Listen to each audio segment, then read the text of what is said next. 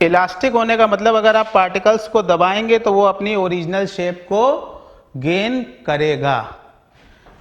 Elastic in nature. चौथी चीज, एक अजम्पशन लेके चला जाता है, ठीक है, अभी हम और बात बताते हैं। चौथी चीज, अभी हम इस पॉइंट को अभी ध्यान रखना, इस पॉइंट को भी हम डिस्कस करेंगे। जो चौथा पॉइंट हमने छोड़ा है ना, इसको अभी हम डिस्कस करेंगे, ठीक है। ध्यान रखना, मुझे बता देना वो चौथा पॉइंट जो छोड़ा है उसके बारे में डिस्कस करना है। अब इसके बाद अब हम इन सबको रिलेट करेंगे। Pressure by a gas, kinetic theory of gas की ही बात करें।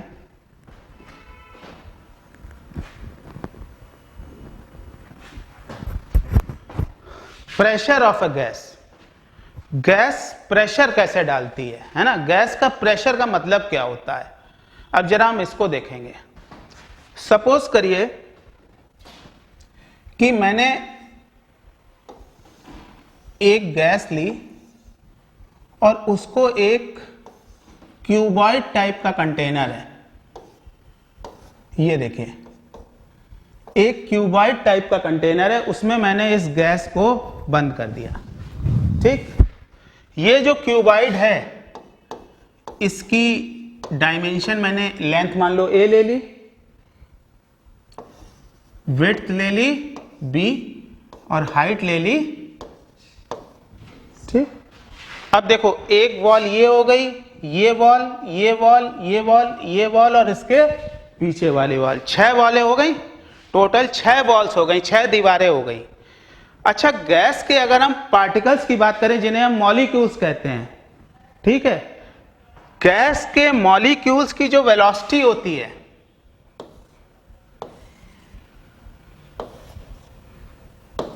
जो वेलोसिटी होती है, अगर हम ये x एक्सिस ले लें, ये y एक्सिस ले लें, ये z एक्सिस ले लें, तो जैसे हमेशा किसी पार्टिकल की स्पेस वेलोसिटी होती है ना भाई, पार्टिकल की 3 तरीके की वेलोसिटी हो सकती है। एक वेलोसिटी हो सकती है कि वो एक पर्टिकुलर डायरेक्शन में जा रहा है, यानी 1 डायमेंशनल वेलोसिटी।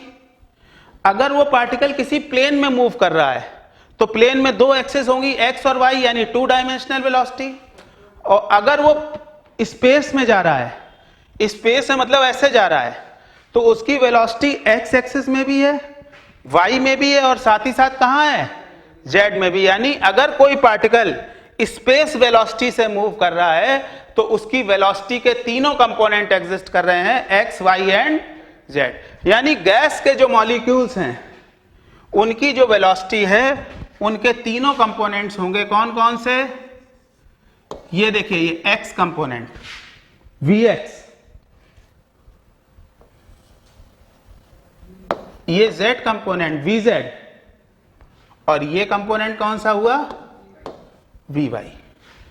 अगर आप देखो तो इनका अगर हमें रिजल्टेंट निकालना है, ये 3 वेक्टर हैं, vx, vy, vz, ये 3 वेक्टर हैं। अगर हमको इनका रिजल्टेंट निकालना है तो हमको सबसे पहले क्या करना पड़ेगा, पैरेललोग्राम बनाना पड़ेगा या नहीं। ये देखो, ये vz और vx का सबसे पहले हमने रिजल्टेंट लिया ये, और फिर उसके बाद ये इन दोनों का रिजल्टेंट हो गया v, इसको मान लो v डैश, इस v डैश और इस vy का रिजल्टेंट लेंगे, कैसे, अब यहां पर पैरेललोग्राम कंप्लीट करो, ये हो गई रिजल्टेंट वेलोसिटी v। बोलो समझ में आया या नहीं आया, एक बार बता दो।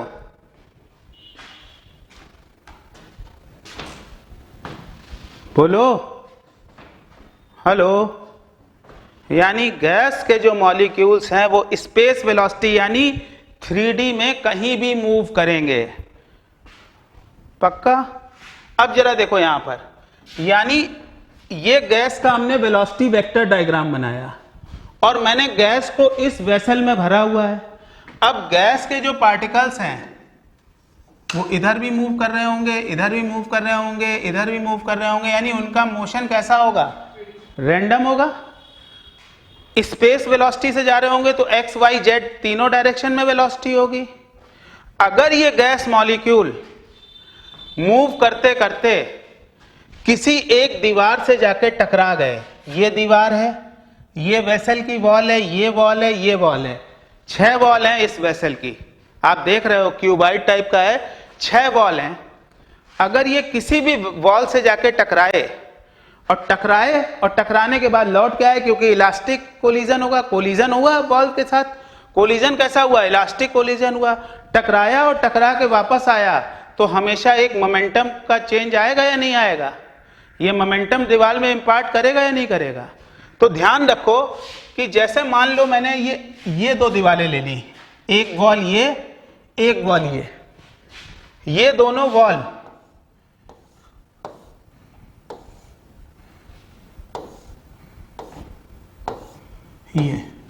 इन दोनों वॉल के बीच की डिस्टेंस दिखाई दे रही है, कितनी है? ए, ये ए, ठीक। अगर कोई पार्टिकल गया, इसका मास मैंने m ले लिया, गैस पार्टिकल का, और ये x डायरेक्शन में इसकी मान लिया वेलोसिटी vx है, ये जाके दीवार से टकराया और टकरा के ये क्या हुआ? लौटा। अब इलास्टिक है तो जिस वेलोसिटी से गया है टकरा के उसी वेलोसिटी से लौटेगा। तो आप देखो, जब ये पार्टिकल जाके एक दीवार से, एक वॉल से टकराता है, तो जिस वॉल से, अगर ये x एक्सिस वाली पे रखी वॉल से टकराया, तो इसकी वेलोसिटी के बाकी दोनों जो कंपोनेंट है vy और vz, वो चेंज नहीं होंगे। यानी कौन सा केवल चेंज होगा? x वाला। vx से ऐसे गया, टकराया और वापस लौट के आया। मैग्नीट्यूड वो भी नहीं चेंज हो रहा है, चेंज क्या हो रहा है? डायरेक्शन। तो हमेशा एक चीज ध्यान रखो, जब कोई पार्टिकल किसी गैस कंटेनर की वॉल से टकराएगा, तो टकराने पे हमेशा जो कंटेनर की वॉल वाली एक्सिस है केवल वही वेलोसिटी चेंज होगी, बाकी दोनों वेलोसिटी कंपोनेंट चेंज नहीं होगा। लेकिन जब ये जाके टकराया, तो टकराने की वजह से कुछ चेंज इन मोमेंटम आया या नहीं आया?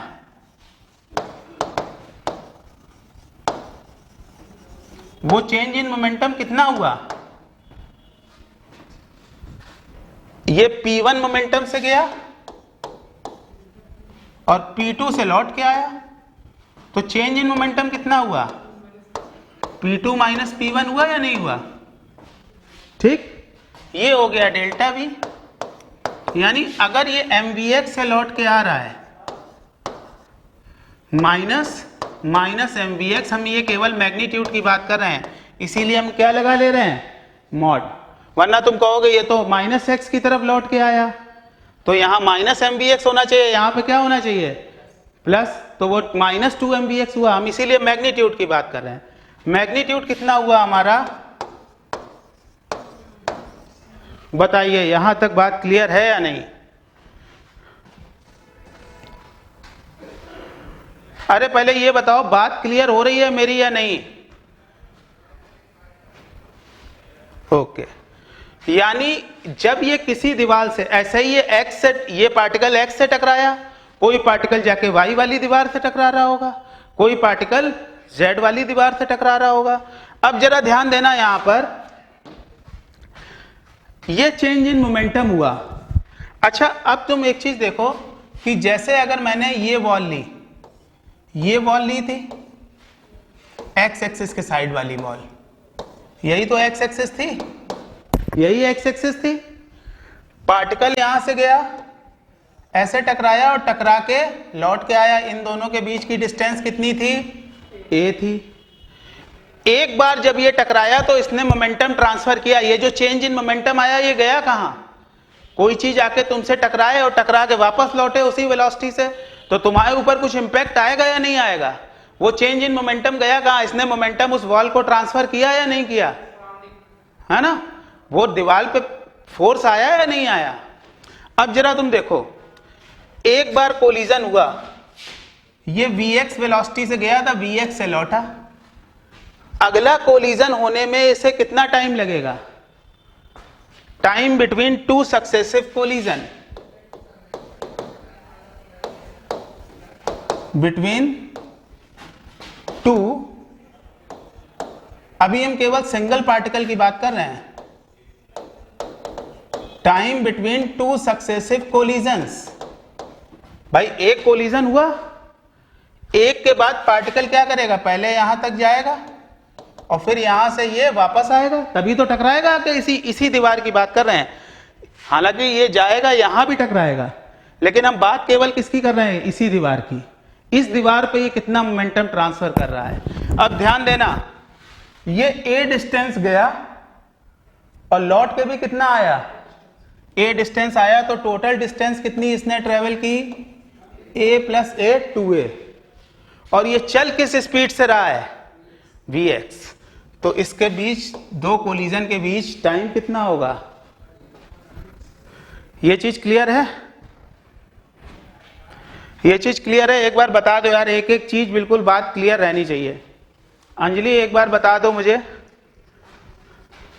हेलो एक बार बता दो बेटा।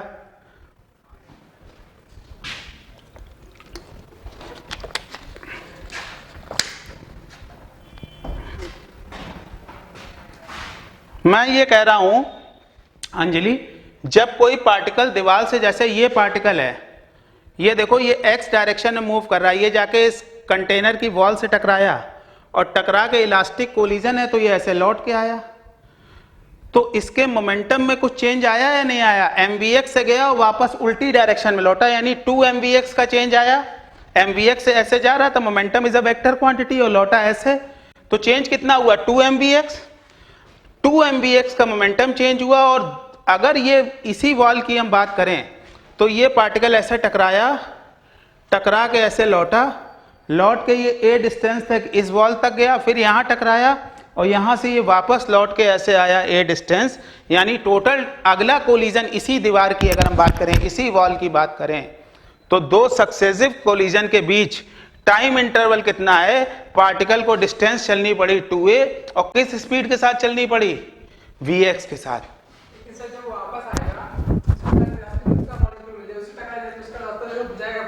हो सकता है, हो सकता है, हो सकता है। ये हम एक एजम्पशन लेके चल रहे हैं कि ऐसे टकराता जा रहा है। मैं ये कह रहा हूं कि हो सकता है कि ये मॉलिक्यूल रास्ते में किसी दूसरे मॉलिक्यूल से भी टकरा जाए, ऐसा भी हो सकता है, लेकिन एक एजम्पशन लेके चलना पड़ेगा कि हाँ गैस का प्रेशर निकालें कैसे।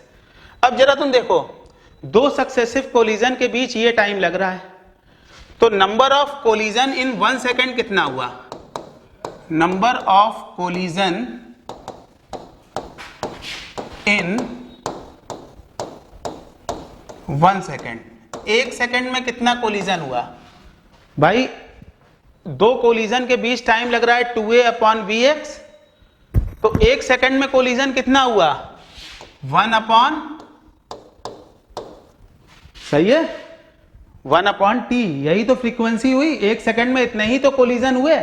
यानी अब अगर हम बात करें तो ये कितना हुआ, vx अपॉन 2a। ये दोनों बातें समझ लो अलग अलग, कि दो कोलिजन के बीच इतना टाइम लग रहा है, और अगर कोई पूछे 1 सेकेंड में कितने कोलिजन हो रहे हैं, तो 1 बाई टाइम पीरियड, क्योंकि टाइम पीरियड पूरा a गया और a आया, इतना ही तो टाइम पीरियड हुआ, तो 1 by time period is frequency. तो फ्रीक्वेंसी हो गई इसकी vx upon 2a। Frequency is f equals to 1 by time period, ये आपको पता है ना। तो टाइम पीरियड कितना हुआ, पार्टिकल गया, a डिस्टेंस गया, फिर टकरा के a डिस्टेंस आया, टोटल डिस्टेंस इसने 2a ट्रेवल की, किस वेलोसिटी से ट्रेवल की, vx है। तो टाइम पीरियड कितना हुआ, हर 2a अपॉन vx के बाद ये आके टकराएगा। तो frequency, number of collision 1 second कितना हुआ, 1 बाई 2a अपॉन vx या vx अपॉन 2a। अच्छा, चेंज इन मोमेंटम, अभी हमने डेल्टा p की बात की थी, डेल्टा p कितना आया था, 2m vx। ठीक, अगर हमसे कोई कहे rate of change of momentum, rate of change of momentum,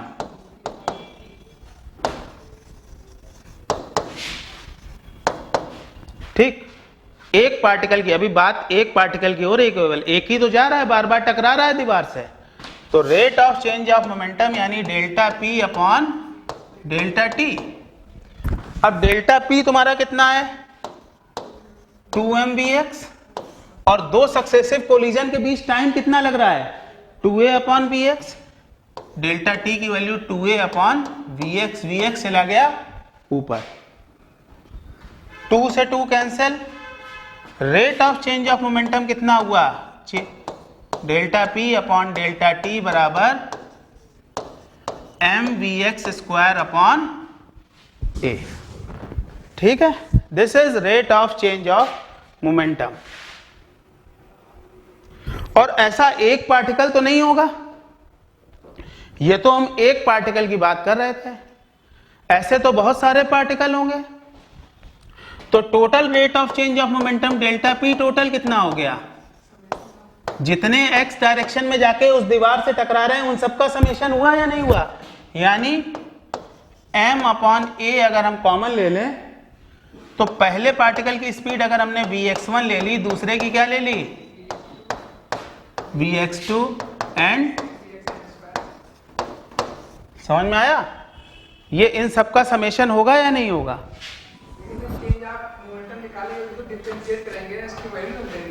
नहीं, डेल्टा पी अपॉन हाँ, डिफरेंशिएट भी करते हैं इंस्टेंटेनियस निकालने के लिए। जैसे अगर कोई चीज समय के साथ इंस्टेंटेनियसली चेंज कर रही है, एक्सीलरेशन भी उसमें आ रहा है, तो हम F बराबर dp ओवर dt करेंगे, है ना। अभी हम सारी बातें क्लियर करते हैं। ये delta P total upon delta T हुआ। अच्छा, delta P total upon delta T, इसकी वैल्यू कितनी आई, m अपॉन ए, और ये जो टर्म था, ध्यान देना, ये जो टर्म था vx1, vx2, vx3 का सबका स्क्वायर का एडिशन, इसको हम मैथमेटिक्स में शॉर्ट करके ऐसे लिख सकते हैं, समेशन ऑफ vx1, और यहां लिमिट कहां से कहां जाएगी, n बराबर 1 से लेके कैपिटल N, यही तो होता है। 1 रखते जाओ, यहां आई लिख दो, यहां आई, हाँ, आई बराबर 1 से लेके n, लिखना तो आ गया पूरा, ठीक। अच्छा, न्यूटन ने एक लॉ दिया था जिसको हम कहते थे न्यूटन सेकंड लॉ, और न्यूटन सेकंड लॉ क्या कहता था, the rate of change of momentum is equals to applied force, यानी ये जो पार्टिकल बार बार जाके दीवार से टकरा रहा है, टकरा के लौट के आ रहा है, इसका मोमेंटम चेंज हो रहा है, ये मोमेंटम इंपार्ट कर रहा है, इसका rate of change of momentum है। इसका मतलब ये कंटेनर की वॉल के ऊपर एक फोर्स अप्लाई कर रहा है। तो बाय न्यूटन्स लॉ, बल्कि लिखूं न्यूटन्स सेकंड लॉ, न्यूटन का सेकंड लॉ से क्या है, F बराबर ma नहीं, न्यूटन सेकंड लॉ कभी भी F बराबर ma नहीं कहना, F बराबर delta P over delta T, कभी भी F बराबर ma, गलती से आज के बाद न्यूटन सेकंड लॉ मत कहना, ये सब गलत है, F बराबर ma नहीं होता है। F बराबर ma तब होता है जब वो जो बॉडी है उसका मास कांस्टेंट हो, अगर मास कांस्टेंट नहीं है तो F बराबर ma नहीं लगता है, जैसे रॉकेट वाले केस में, क्योंकि गैस जो है वो लगातार जलती रहती है।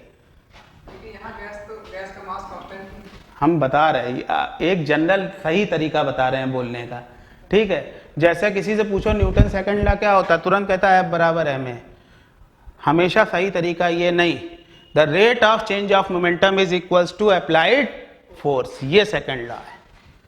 तो F बराबर delta P over delta T, m upon A summation of I बराबर 1 से n अंडरस्टूड है, ठीक।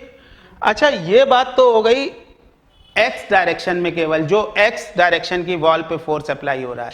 अभी ध्यान करो, हम लोगों ने एजम्पशन क्या लिया था, ऐसे ही तो लिया था वॉल, है ना, इनके बीच की डिस्टेंस a थी, ठीक, और ये फोर्स अप्लाई हो रहा है इस पे।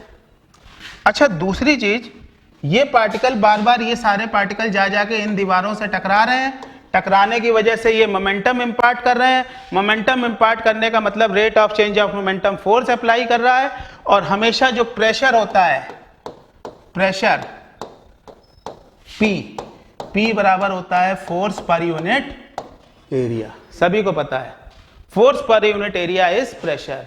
यानी ये जो इस कंटेनर की वॉल से ये पार्टिकल्स जा जाके बार बार टकरा रहे हैं, टकराने की वजह से ये उस पर फोर्स एक्सर्ट कर रहे हैं, वो फोर्स पर unit area of the wall is known as pressure. ये इतना प्रेशर उस कंटेनर की वॉल पे अप्लाई कर रहे हैं। ऐसा ही ये प्रेशर केवल एक वॉल पे ना अप्लाई करके हर डायरेक्शन में अप्लाई कर रहे होंगे। इसका मतलब गैस की एक्स साइड वाली वॉल पे भी प्रेशर होगा, वाई पे भी होगा, जेड पे भी होगा, एक्स पे भी होगा, वाई पे भी होगा, जेड पे भी होगा, यानी तीनों वॉल पे प्रेशर अप्लाई कर रहे होंगे। इस वजह से ये गैस प्रेशर आता है, इसी को हम कहते हैं गैस प्रेशर। अभी मैंने वो जो बात छोड़ रखी थी ना, एक चौथी वाली, वो एक बात छोड़ रखी थी, ध्यान होगा। पहले मुझे ये बताना था कि ये गैस का प्रेशर आता कहाँ से है। अब तुम सोचो गैस का प्रेशर कहाँ से आ रहा है। पूरी बात को एक बार समराइज कर देते हैं। गैस के मॉलिक्यूल्स एक्स वाई जेड किसी भी डायरेक्शन में मूव कर सकते हैं। जब वो एक वॉल से टकराते हैं, एक एक्सिस वाली वॉल से टकराते हैं, तो उसकी वेलोसिटी के बाकी दोनों कंपोनेंट जो हैं, अगर वो एक्स से टकरा रहे हैं तो वाई और जेड वाले कंपोनेंट अनचेंज रहते हैं। जब वो एक्स से जाके टकराए तो उनका मोमेंटम चेंज होता है। यही मोमेंटम चेंज उन्होंने एक मोमेंटम इंपार्ट किया, और rate of change of momentum क्या होता है? फोर्स। और फोर्स पर यूनिट एरिया प्रेशर। यानी वो गैस उस कंटेनर की वॉल पे लगातार प्रेशर एग्जर्ट कर रही है, लगातार प्रेशर एग्जर्ट कर रही है। इसी को हम कहते हैं, और एक ही वॉल पे नहीं कर रही है, सभी वॉल पे कर रही है, क्योंकि कुछ पार्टिकल्स तो वाई से भी जाके टकरा रहे होंगे, कुछ जेड में भी जाके टकरा रहे होंगे। यानी अगर हम बात करें overall pressure in x direction, ये तो फोर्स हो गया एक्स डायरेक्शन का। अब मुझे बस ये बता दो, ये तो हो गई फोर्स की वैल्यू अपॉन एरिया। एरिया कितना होगा? तुम्हारे सामने डायग्राम है, जरा देख के बता दो मुझे एरिया कितना होगा प्लेट का। देखे तुम लोग दिमाग कितना यूज करते हो। अभी मैंने केवल फोर्स लिखा है, एरिया अभी लिखना बाकी है। पी एक्स बराबर एफ अपॉन ए। जरा मुझे बताओ लिख के सब लोग चैट में, एरिया कितना होगा?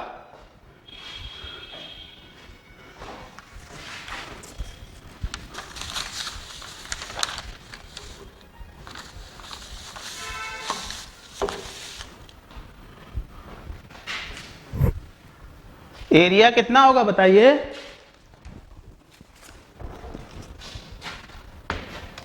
रिप्लाई तो करो, एरिया कितना होगा इस वॉल का? मैंने कहा था इस क्यूब की, जरा ध्यान करो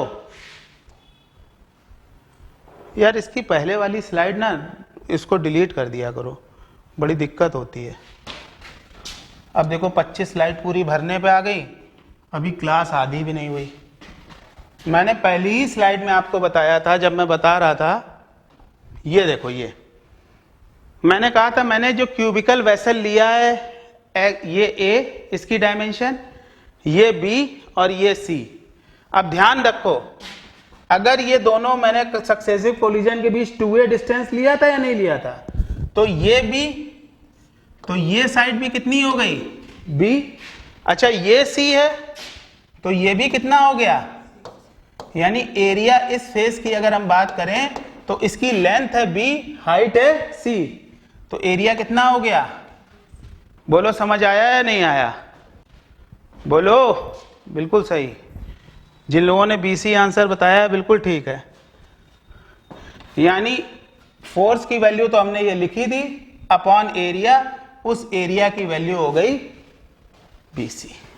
तो ओवरऑल हो गया m upon A B C into summation of V X square. और अच्छा ये एबीसी है क्या?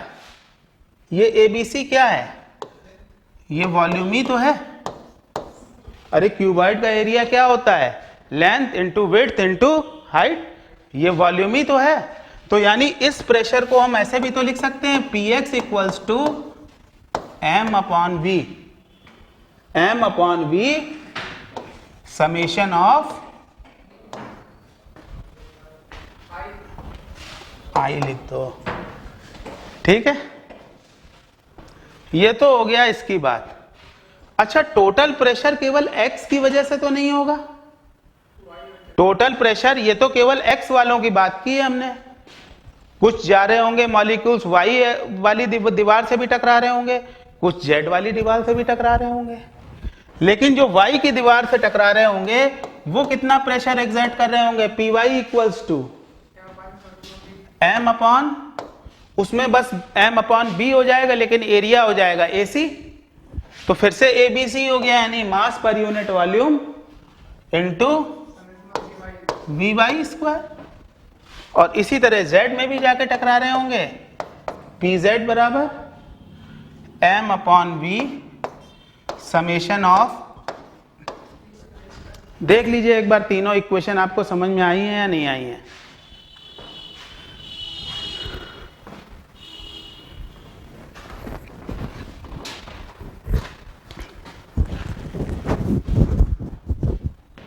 क्लियर है यहां तक? एक बार बता दो यार, क्लियर है? गुड। अच्छा लगता है, जैसे पढ़ाने के बाद 1 घंटे तुम लोग बोलते हैं हाँ सर क्लियर है, तो अच्छा लगता है। तो अगर हम टोटल प्रेशर की बात करें, टोटल प्रेशर, तो टोटल प्रेशर भाई केवल x की वजह से नहीं आया होगा, y की वजह, ये तो सभी का सम होगा, क्योंकि प्रेशर तो हर वॉल पे एग्जर्ट हो रहा है, टकरा तो सभी से रहे ना। तो टोटल प्रेशर जो होगा वो x के वजह से भी होगा, y की वजह से भी होगा, और हाँ एक बात जरूर है कि हर डायरेक्शन में जो प्रेशर होगा वो क्या होगा? इक्वल होगा। एक बात और, क्यों? क्योंकि हमें ये पता नहीं है कौन से पार्टिकल किस डायरेक्शन में जाके टकराएंगे। तो एक एज्यूम करके रखते हैं कि हाँ तीनों डायरेक्शन में प्रेशर लगभग सेम होगा। तो यहां से अगर आप देखो तो Px plus Py plus Pz बराबर, Px की वैल्यू कितनी थी? m/v, ठीक। अच्छा, Py की कितनी वैल्यू थी? और Pz, सही है।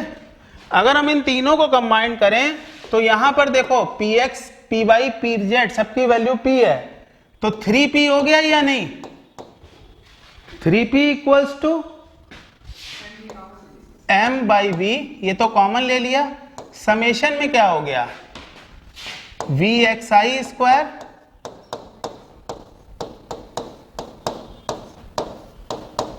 और i की वैल्यू कहां से कहां तक चेंज हो रही थी? i बराबर 1 से लेके n तक।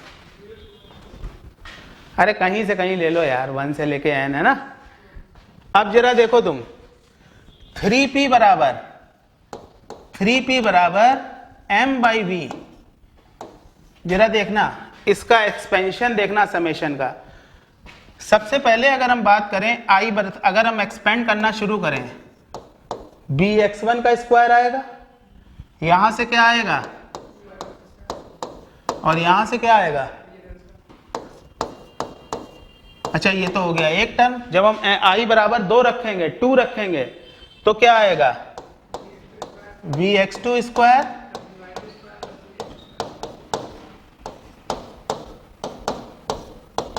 ये पहला पार्टिकल था, ये दूसरा पार्टिकल था। मैंने बताया जो रिजल्टेंट वेलोसिटी होती है, रिजल्टेंट वेलोसिटी क्या होती है? वो तीनों डायरेक्शन में वेलोसिटी के स्क्वायर का सम होती है या नहीं होती है? यानी ये तो हो गया, बोलो समझ में आया? अभी बताया थोड़ी देर पहले। ये देखो, जब मैंने स्टार्टिंग की थी तभी मैंने आपको बताया था कि एक डायरेक्शन में जब टकरा रहा है तो इसकी वेलोसिटी के दोनों कंपोनेंट चेंज नहीं हो रहे। अब तुम यहां से देखो, ये Vz और Vx का रिजल्टेंट है V डैश, तो V डैश बराबर कितना हुआ? Under root Vx square plus Vz square. और अगर हम V की बात करें यहाँ, तो v बराबर क्या होगा, under root V Y square plus v resultant V X square plus, यानी v स्क्वायर की वैल्यू क्या हो गई, V X square plus V Y square plus, इसी रीजन की वजह से जब हम इस स्लाइड पे पहुंचे इस पे, तो हमने Vx1 पहला पार्टिकल, Vy1 Vz1 इसकी जगह लिख दिया, और इसी तरह n तक बात जा रही है तो इसको हमने लिख दिया, ठीक। अच्छा यहां पर देखो, अब 3p बराबर m बाई वी, इसको हम समेशन ऐसे भी तो लिख सकते हैं, समेशन ऑफ वी स्क्वायर। अब यहां पर एक दो टर्म, अब क्या करें यार, स्लाइड खत्म हो गई क्यों, 25 के आगे नहीं बढ़ सकती। आपको अपनी स्लाइड याद है? हाँ कहाँ देख लो, दूसरी स्लाइड जिसकी हो ये सब, हाँ ये सही, हाँ ये सब बेटा। अभी 25 स्लाइड कंप्लीट हो गई तो हम पीछे जा रहे हैं, ठीक है सर, जरा बता दीजिएगा आपकी स्लाइड। हाँ ये सब जितनी सफ़ेद से, लेकिन ये सब हटाओ, सब हटा, हाँ हाँ पीली वाली हमारी है, ये सब भगा दो। 1 मिनट रुको, 1 मिनट, ये सब सर, हाँ ये मेरी नहीं है, जो नहीं है उस पर टिक कर दीजिए, आप डिलीट हो जाएगी। ये मेरी नहीं है, ये नहीं है, ये नहीं है, ये नहीं है, बस ठीक। अब हमें कहाँ तक आना है, 13 शुरू हो गई, 1 पे पहुंच जाए। 1 सेकेंड,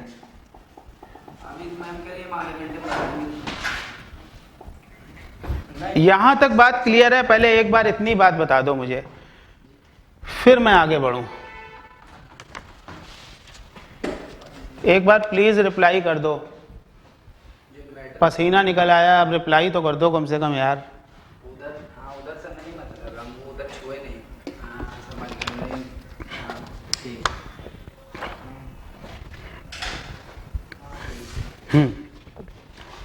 अच्छा, अब हम लोगों ने लास्ट स्लाइड में कहां तक बात कंप्लीट कर ली थी, 3p बराबर m upon v into summation of v square. अब जरा यहीं से बात आगे बढ़ाते हैं, ठीक है। इसमें एक दो टर्म मैं पहले इंट्रोड्यूस करता हूं। एक तो चीज होती है mean square speed, mean square speed, root mean नहीं, mean square speed, root mean नहीं, mean square speed. Mean square speed को रिप्रेजेंट कैसे करते हैं, मीन स्क्वायर स्पीड। ये चीज क्या होती है, ये जितने भी पार्टिकल्स हैं सबकी स्पीड का स्क्वायर का सम। पहला पार्टिकल v2 स्क्वायर, कितने पार्टिकल्स थे, अपॉन, ठीक। और दूसरी चीज होती है रूट मीन स्क्वायर, इसको शॉर्ट में हम लोग RMS कहते हैं। VRMS बराबर क्या होगा, root mean square speed is equals to, हमेशा होती है इसका स्क्वायर रूट, ध्यान दो, root mean square, root mean square, यानी ये हो गया हमारा अंडर रूट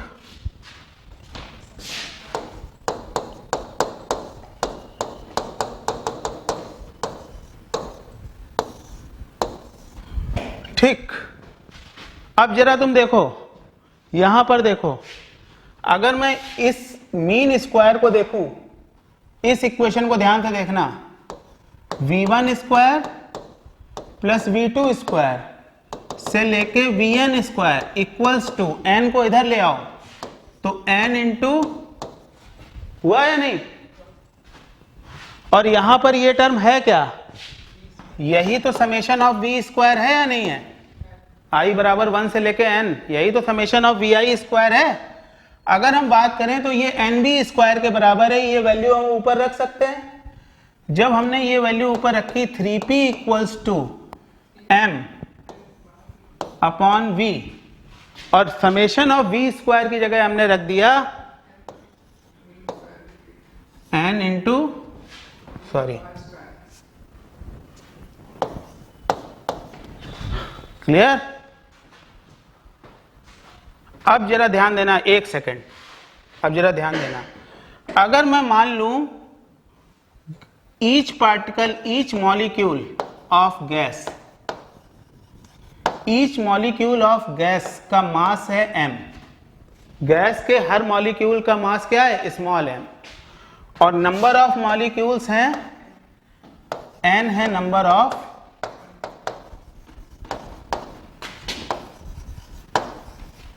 तो टोटल मास क्या हुआ? m total. भाई हमने गैस के n मॉलिक्यूल्स लिए हैं और हर एक मॉलिक्यूल का मास कितना है? m है। तो टोटल मास क्या हुआ?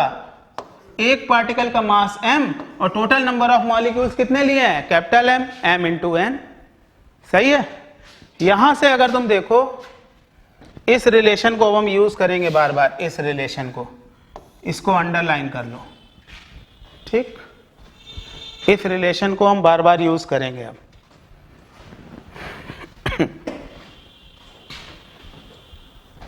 आगे बढ़े। क्या रिलेशन था? 3p equals to mn upon v, ठीक। और मैंने बताया ये टोटल मास है, यही टोटल मास है या नहीं है? अच्छा तो मुझे ये बताओ कि ये तो है टोटल मास, तो डेंसिटी ऑफ गैस क्या हुआ? डेंसिटी ऑफ गैस, अगर हम गैस की डेंसिटी की बात करें तो गैस की डेंसिटी कितनी हुई? डेंसिटी बराबर होता है टोटल मास, जो भी गैस का टोटल मास है, और वो टोटल मास क्या है? हर मॉलिक्यूल का मास m और टोटल नंबर ऑफ मॉलिक्यूल्स कितने हैं? Capital M। तो m इंटू n हो गया टोटल मास, मास ये डेंसिटी, यानी डेंसिटी की अगर हम बात करें तो ये हो गया mn अपॉन, सही है। यहां पर ये वैल्यू हम रख सकते हैं 3p equals to rho into, यानी यहां से v स्क्वायर की जो वैल्यू है वो क्या आई? ये प्रेशर और डेंसिटी का रिलेशन है आपस में, किसके साथ? यही चीज देखो, अगर हम आरएमएस की बात करें तो रूट ये आरएमएस क्या होगा? Under root of V square, और इसकी वैल्यू क्या होगी? अंडर रूट ऑफ, ये गैस के मॉलिक्यूल्स की आरएमएस स्पीड का उसके प्रेशर और उसकी डेंसिटी के साथ रिलेशन है। यानी अगर हम ओवरऑल शब्दों में जरा बात करें तो अभी तक हमारे पास दो रिलेशन सामने आए हैं, V R M S equals to, पहला रिलेशन तो यहां से आया है, वो क्या है? अंडर रूट 3pv, देखो इधर ले आओ, अंडर रूट 3pv, ये वी आर एम एस को अंडर रूट कर दिया ना इसका हमने, अपॉन एम एन, यानी 3pv upon mass of gas, ये है एक आरएमएस स्पीड का फार्मूला। और यही एक फार्मूला और हम लिख सकते हैं डेंसिटी के टर्म में, एम एन अपॉन वी क्या होता है? डेंसिटी, यानी 3p अपॉन रो।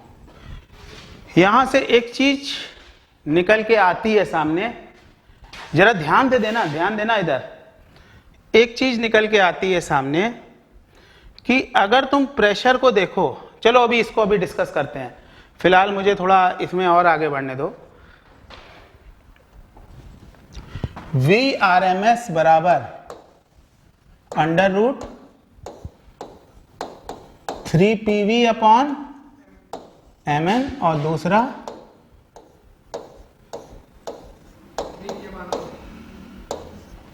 अच्छा। अब जरा मुझे ये बताओ कि अभी मैंने आपको गैस इक्वेशन बताई, गैस इक्वेशन क्या कहती है? अगर हम गैस के नंबर ऑफ मोल्स म्यू मान लें तो गैस इक्वेशन ये कहती है PV इक्वल्स टू, अब जरा ध्यान देना, अगर हमने ये जो गैस ली है इसका मॉलिक्यूलर वेट कैपिटल M ले लिया हमने, अगर हमने मान लिया इसका मॉलिक्यूलर वेट कैपिटल M है और गैस का मास कितना है, गैस का मास कितना है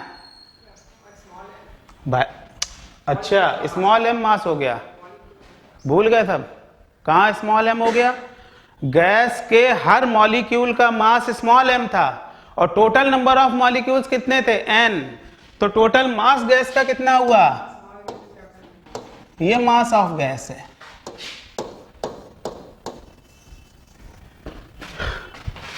नंबर ऑफ मोल्स की डेफिनेशन क्या कहती है, number of moles is equals to mass of gas upon molecular.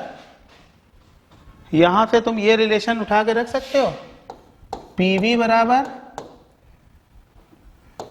Mu की जगह Mn/m इंटू RT,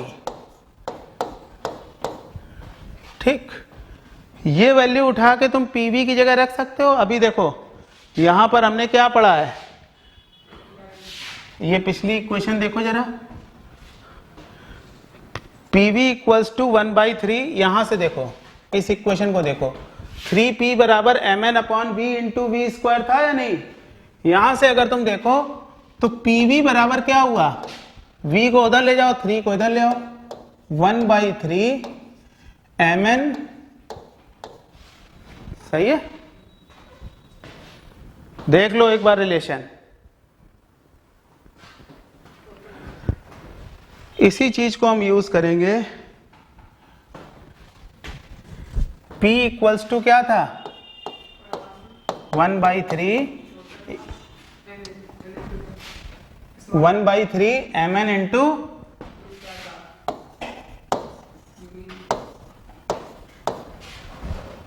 सही है।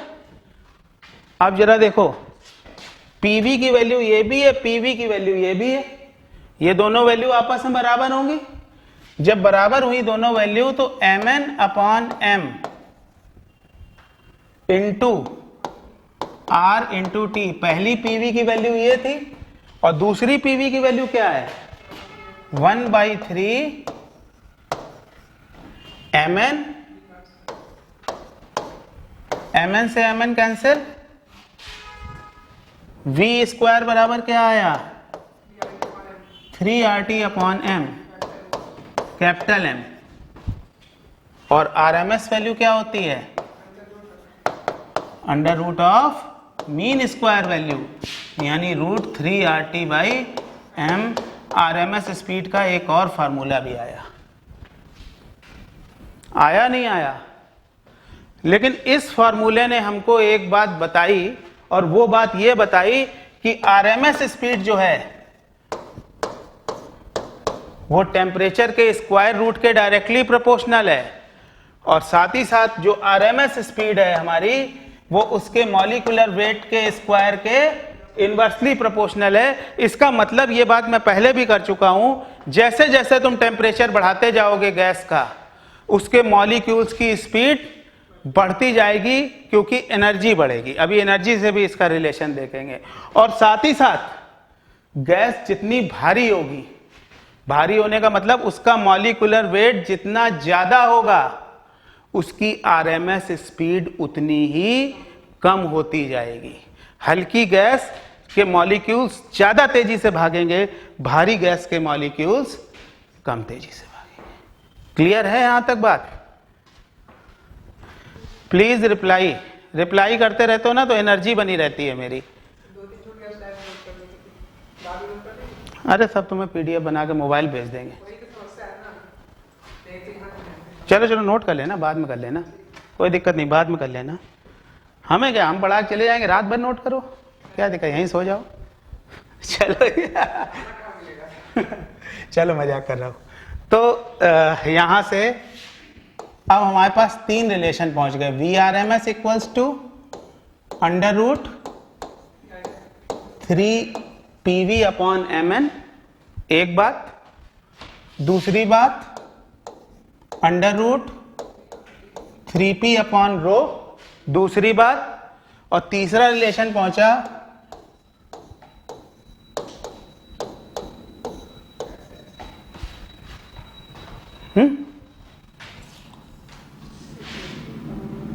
हाँ? अच्छा अब जरा देखो, 3 नहीं, अभी और फार्मूले बना रहा हूं।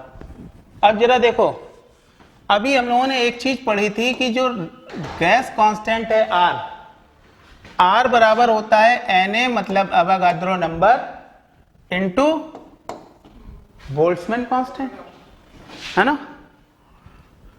क्या ये वैल्यू हम वहां यूज कर सकते हैं? जरा देखो, अब जरा देखना,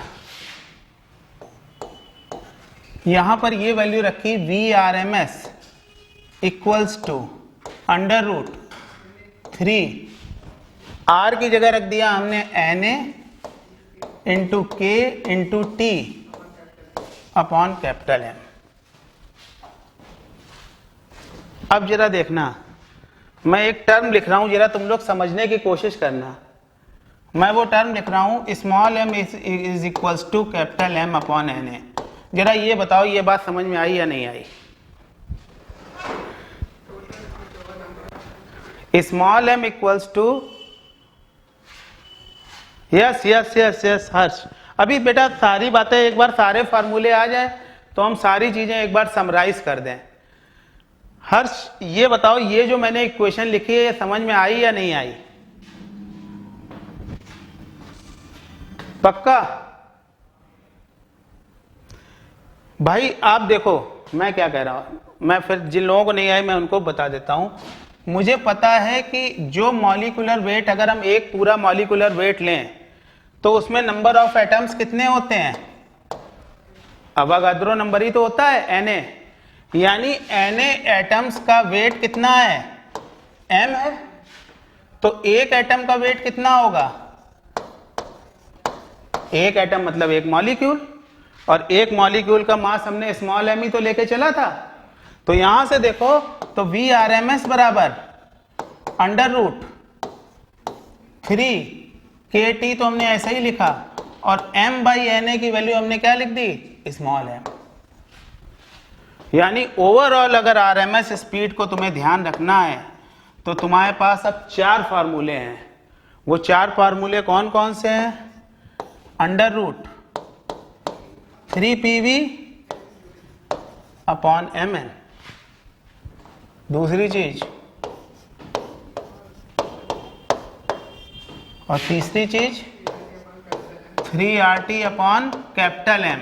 ये ध्यान रखना, कैपिटल M स्मॉल m में अंतर, और ये है 3kT अपॉन, स्मॉल m है एक मॉलिक्यूल का मास, कैपिटल M है मॉलिक्यूलर वेट।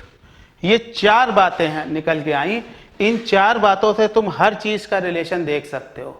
रिलेशन ये देख सकते हो कि आरएमएस स्पीड प्रेशर के डायरेक्टली प्रोपोर्शनल है, वॉल्यूम के डायरेक्टली प्रोपोर्शनल, स्क्वायर रूट के, डेंसिटी के इनवर्सली प्रोपोर्शनल है, मॉलिक्यूलर वेट के इनवर्सली प्रोपोर्शनल है, और गैस का मॉलिक्यूल के एक मॉलिक्यूल का मास जितना ज्यादा होता जाएगा आरएमएस स्पीड भी उतनी ही कम होती जाएगी। क्लियर? अगर हम ओवरऑल इस बात को समराइज करें तो समराइज करने के पीछे सबसे पहली चीज P इक्वल्स टू, बिल्कुल बेसिक पे आ गए। हमने बात यहीं पे तो खत्म की थी, 1/3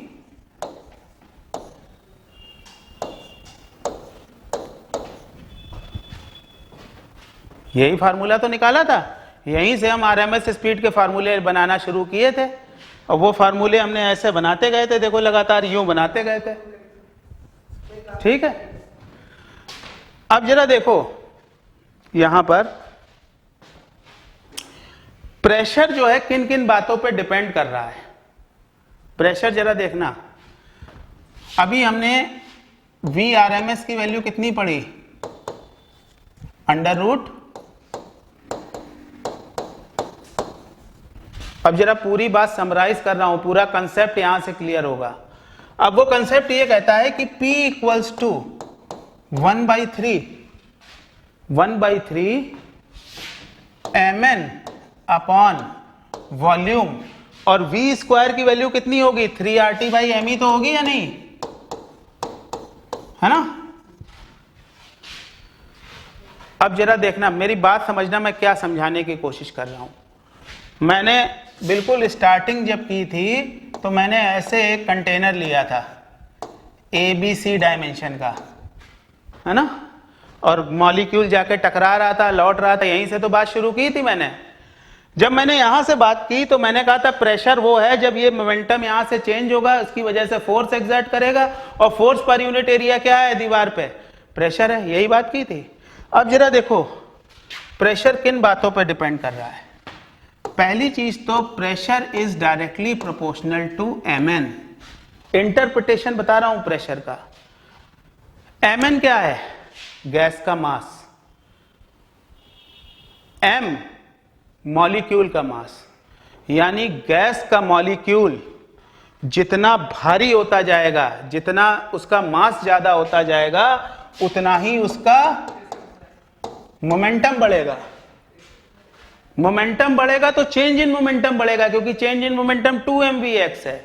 चेंज इन मोमेंटम बढ़ेगा तो फोर्स एक्सर्टेड बढ़ेगा, और फोर्स एक्सर्टेड बढ़ेगा तो प्रेशर भी बढ़ेगा। इसीलिए प्रेशर किस चीज के डायरेक्टली प्रोपोर्शनल है, mn। दूसरी चीज, जो प्रेशर है वो वॉल्यूम के इनवर्सली प्रोपोर्शनल है। वॉल्यूम के इनवर्सली प्रोपोर्शनल होने का मतलब, वॉल्यूम पे इनवर्सली प्रोपोर्शनल होने का मतलब इस कंटेनर का वॉल्यूम जितना कम होता जाएगा, इस कंटेनर का वॉल्यूम जितना कम होता जाएगा, एक सेकंड में नंबर ऑफ कोलिजन उतने ही बढ़ते जाएंगे, यानी पार्टिकल जल्दी जल्दी आके टकराएगा। अगर वॉल्यूम ज्यादा होगा तो पार्टिकल को टकराने में थोड़ा टाइम लगेगा। अगर टाइम ज्यादा लग रहा है तो rate of change of momentum कम होगा, क्योंकि dp/dt होता है rate of change of momentum.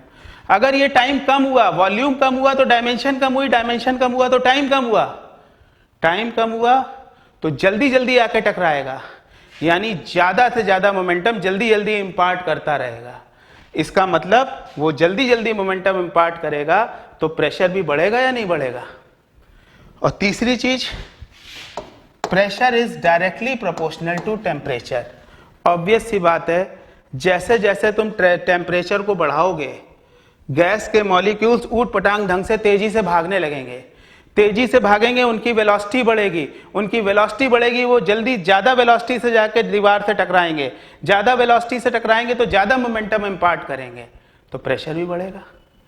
और पांचवी चीज जो सामने निकल के आई है कि अगर किसी गैस का मोलर मास जितना ज्यादा होगा, प्रेशर उतना ही कम होगा। क्यों?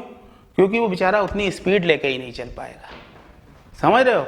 और प्रेशर केवल इस पे डिपेंड नहीं करता मास पे, प्रेशर स्पीड पे भी डिपेंडेंसी होती है।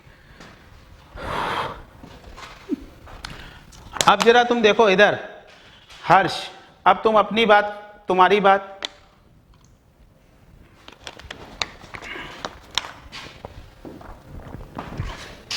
म्यू बराबर क्या होता है, number of moles, mn/m, total mass upon m। अरे भाई तुम यहां पर देखो, अगर ये कैपिटल mn/m, ये वैल्यू म्यू ही तो है, तो प्रेशर सीधे सीधे नंबर ऑफ मोल्स पे डिपेंड कर तो रहा है। देखो ये mn/m की वैल्यू म्यू है, यानी ये सीधे सीधे किस पे डिपेंड कर रहा है, नंबर ऑफ मोल्स पे डिपेंड कर रहा है। एक बार बता दो, यहां तक बात क्लियर है?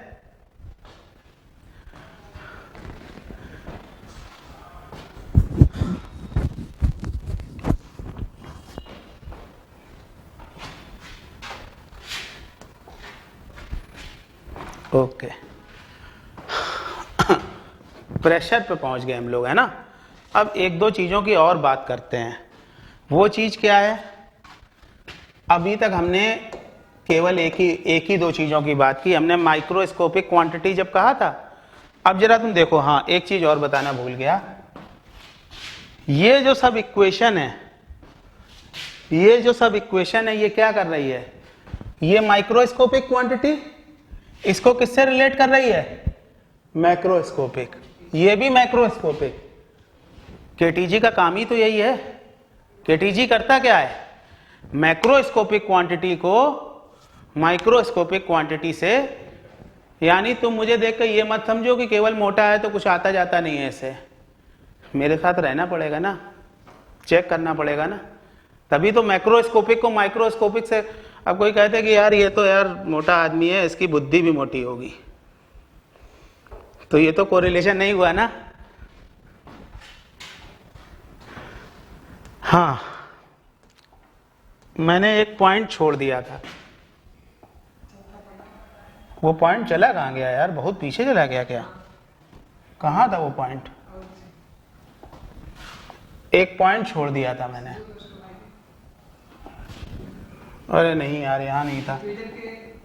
ये मिल गया, कहीं मिल गया मुझे वो पॉइंट। ये है वो पॉइंट। अबे नहीं, ये नहीं है।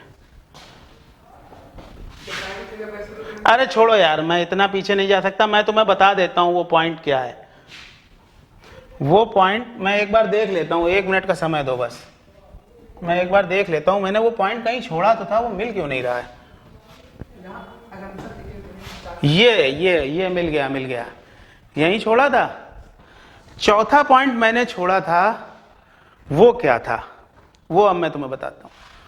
वो पॉइंट ये था, जैसे मैंने ये वेसल लिया था, ये वेसल लिया था, गैस पार्टिकल इस दीवार से जाके टकरा रहा है, ऐसे वापस हो रहा है, यही हमने थ्योरी लेके चले थे। और फिर ये टकरा के ऐसे जाता है, इस दीवार से टकराता है और यहां से वापस लौट के आता है। एजम्पशन ये है, the time of contact, the time of collision between atom, gas molecule and the wall is negligible as compared to the time interval between two successive collisions। मेरी बात समझना, मैंने क्या बोला, ये पार्टिकल इससे टकराया और टकरा के वापस लौटा, टकराया और टकरा के वापस लौटा, तो इंपल्स दी, उसमें कुछ टाइम ऑफ कांटेक्ट हुआ दीवार के साथ, कुछ टाइम ऑफ कांटेक्ट हुआ। ये जो टाइम ऑफ कांटेक्ट है, ये पार्टिकल यहां से यहां तक जाए और यहां से यहां तक आए, दोबारा सक्सेसिव कोलिजन करे। ये टाइम ऑफ कांटेक्ट इस पूरे टाइम के सक्सेसिव कोलिजन के टाइम के कंपैरिजन में नेग्लिजिबल होगा। ये पॉइंट नोट कर लो, अपना कॉपी पेन ले लो, नोट कर लो। द टाइम ऑफ, मैं बोल देता हूं, अंग्रेजी में बोल देता हूं, the time of contact between the molecule and the wall is negligible as compare to time interval between two successive collisions।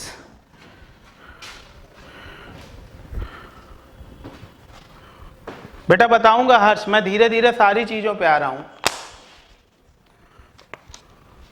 Actual में हर्ष अभी मैं कर क्या रहा हूं कि जो एक तो होता है फार्मूला याद करना, 3RT/m 3KT/m फलाना डिमाका, एक होता है उसका मतलब समझना कि ये बात जैसे अभी हमने तुमने बताई, जैसे वॉल्यूम कम होगा कोलिजन, नंबर ऑफ कोलिजन बढ़ेंगे, मोमेंटम ज्यादा ट्रांसफर होगा, मोमेंटम ज्यादा ट्रांसफर होगा, फोर्स ज्यादा होगा, फोर्स ज्यादा होगा तो प्रेशर लगेगा।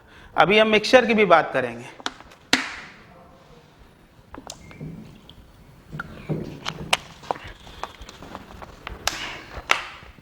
हर्ष, जो तुमने अभी सवाल पूछा है ना, तुमने पूछा है मिक्सचर 1 मोल 2 मोल, इसके लिए मुझे पहले गामा पे आना पड़ेगा। एक टर्म होता है गामा, शायद तुम लोगों ने सुना हो। गामा क्या होता है? CP/CV। उस टर्म पे मुझे आना पड़ेगा, तब जब तक मैं आ नहीं जाता तब तक मैं इस कंसेप्ट को भी नहीं बता सकता। मैं बताऊंगा बेटा, भरोसा रखो मुझ पे, सब बताऊंगा। कहाँ? अच्छा, यहां तक बात हमारी कंप्लीट हो गई थी, यहां तक बात कंप्लीट हो गई थी। अब जरा हम एक और बात करते हैं, अभी तक हमने उसकी बात नहीं की, ये लिख के छोड़ दिया था, काइनेटिक एनर्जी का इंटरप्रिटेशन।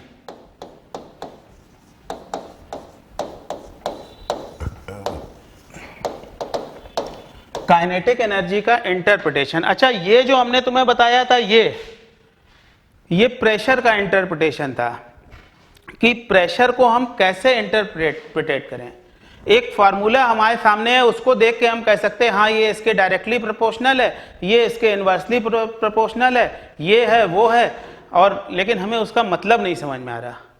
उसका मतलब हम तब समझ पाते हैं जब हम उस फार्मूले को समझें। हाँ, वॉल्यूम कम होगा तो डायमेंशन कम होगी, डायमेंशन कम होगी तो जल्दी जल्दी टकराएगा, है ना। इसको कहते हैं फिजिकल इंटरप्रिटेशन। यही चीज अभी हम काइनेटिक एनर्जी में तुमको बताना चाहते हैं। सबसे पहले अगर हम बात करें kinetic energy per unit volume, kinetic energy per unit volume, अगर हम इसको E मान लें तो इसकी वैल्यू क्या होगी? Kinetic energy per unit volume, जरा बताओ मुझे।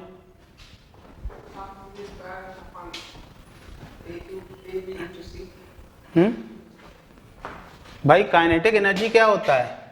हाफ m, यही तो होता है काइनेटिक एनर्जी, यही होता है काइनेटिक एनर्जी। अच्छा, ये होगा या mn होगा? बस इतना बता दो मुझे सोच के, ये होगा या mn होगा? मैंने सही लिखा गलत लिखा, बस इतना बता दो। ये तो एक मॉलिक्यूल की हुई ना काइनेटिक एनर्जी। अगर हम पूरे n मॉलिक्यूल की बात करें तो टोटल काइनेटिक एनर्जी यही तो हुई, kinetic energy per unit volume, यानी वॉल्यूम हमने डिवाइड कर दिया है। ये kinetic energy per unit volume है।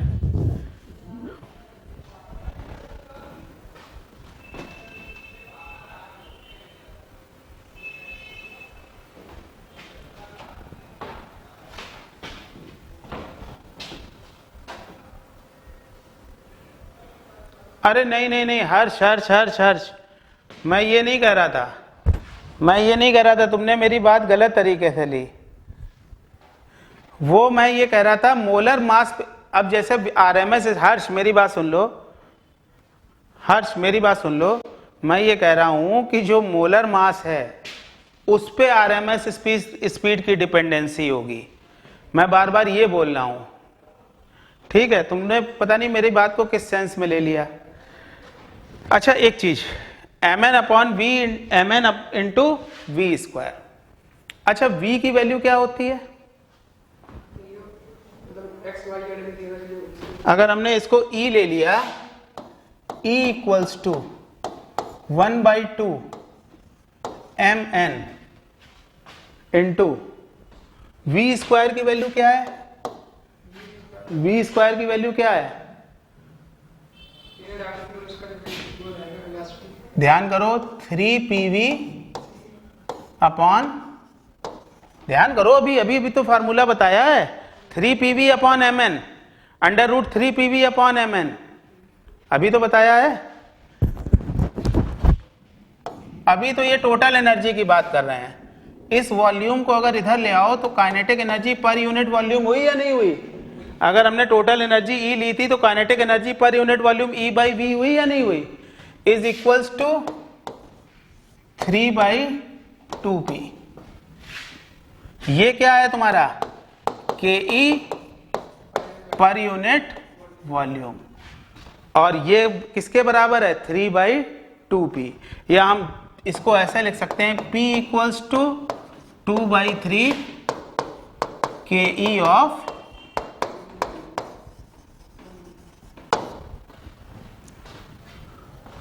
हर्ष वो नंबर ऑफ मोल्स पे डिपेंडेंसी नहीं है ठीक है? ये बात समझ में आई या नहीं आई? यानी pressure equals to 2/3 kinetic energy of volume. अब जरा तुम देखो यहां पर,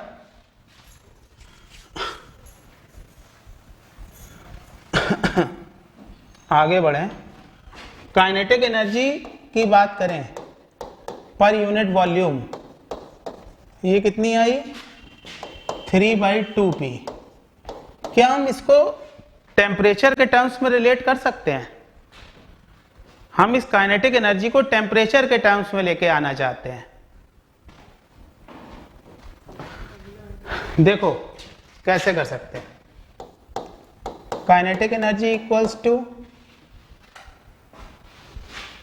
बोलो कैसे करेंगे इसको, टेम्परेचर के टर्म्स में हम इसको कोरिलेट करना चाहते हैं।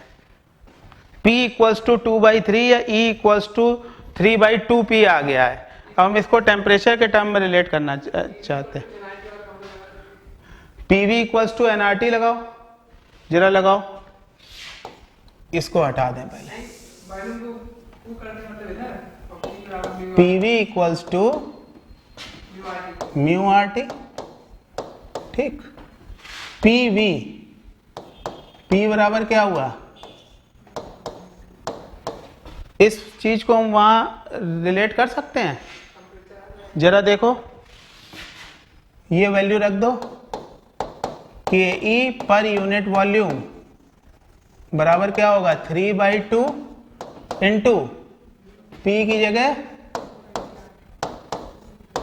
ठीक है। इसका मतलब क्या हुआ, इसका मतलब क्या हुआ, जरा देखो इसको, म्यू का मतलब क्या है 3/2,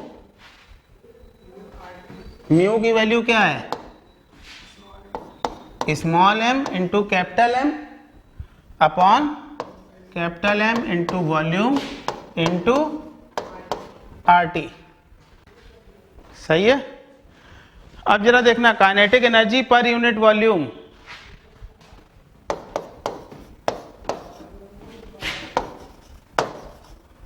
वॉल्यूम हटा दो, पर यूनिट वॉल्यूम है तो वॉल्यूम हटा दिया हमने, सही है। और ये क्या हुआ, ध्यान देना, मैंने इसको डायरेक्ट लिख दिया, kinetic energy per unit volume is 3/2 kT। अब बताओ 3/2 kT मैंने कैसे लिख दिया, ध्यान दो, मैंने kinetic energy per unit volume को कैसे लिखा है 3/2 mn upon m into RT, यही लिखा है। अच्छा देखो 3/2 m इंटू n, ठीक है। इसको क्या लिख सकते हो, इसको लिख सकते हो Na इंटू स्मॉल m, और R को क्या लिख सकते हो Na इंटू, Na से Na कैंसिल, M से M कैंसिल, ठीक है। ये Mn की पूरी वैल्यू हो जाएगी, इसको मैं लिख सकता हूं, एक सेकेंड, 3/2 M की जगह ये पूरा, इसमें n मॉलिक्यूल्स का मास है ना। एक बार फिर से बताता हूं, रुको, कंफ्यूजन ना हो, नहीं तो फिर कंफ्यूज होने लगोगे। ये देखो kinetic energy per unit volume, जरा देखना, kinetic energy per unit volume अगर हम बात करें तो 3/2 mn upon m into RT, ध्यान देना, फोकस यहां रखना, 3/2 मॉलिक्यूलर वेट क्या होता है, n नंबर ऑफ पार्टिकल्स है into m total weight into Avogadro number Na into Mn into R की जगह क्या लिख दिया Na into K into T, Na से Na कैंसिल, Mn से, काइनेटिक एनर्जी कितनी आई 3/2 kT। 3/2 kT आने का मतलब क्या हुआ, काइनेटिक एनर्जी अगर 3/2 kT आई है तो इसका मतलब क्या हुआ काइनेटिक एनर्जी का, जरा तुम लोग इसका मतलब बताओ मुझे, 3/2 kT आने का क्या मतलब हुआ। एक चीज यहां से क्लियर होके सामने आई है, वो ये है कि जो काइनेटिक एनर्जी है वो ना तो मॉलिक्यूल्स के मास पे डिपेंड कर रही है, ना वो गैस के मॉलिक्यूलर वेट पे डिपेंड कर रही है, बस वो एक बात पे डिपेंड कर रही है, और वो बात कौन सी है, समझे। तो काइनेटिक एनर्जी और आरएमएस स्पीड में इतना ही अंतर है कि जो आरएमएस स्पीड थी वो मास पे भी, उसकी मॉलिक्यूलर वेट पे भी डिपेंडेंसी थी। VRMS बराबर 3RT/m, हर्ष याद है? 3RT बाई कैपिटल M, उसकी कैपिटल M पे डिपेंडेंसी थी। यहां काइनेटिक एनर्जी की गैस के नेचर, कैपिटल M क्या है? Molecular weight. मॉलिक्यूलर वेट क्या चीज है? गैस का नेचर। काइनेटिक एनर्जी गैस के किसी भी नेचर पे डिपेंड नहीं करती है। K तो यहाँ कांस्टेंट है, बोल्ट्जमैन कांस्टेंट, इसकी वैल्यू तो फिक्स रहेगी। वो केवल और केवल एक बात पे डिपेंड करती है, और वो बात है टेम्परेचर। क्लियर?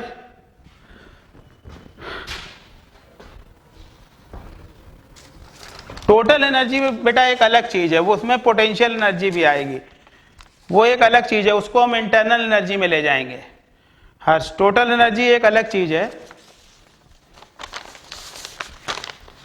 अच्छा, अब इसके बाद तुम लोगों को बताता हूं मैं ब्राउनियन मोशन। ब्राउनियन मोशन पढ़ा है? हाँ? Brownian motion. अब कलर बदलने हैं, बहुत देर से एक ही कलर से लिख रहे हैं। कौन सा बढ़िया है ये लिख के देखें।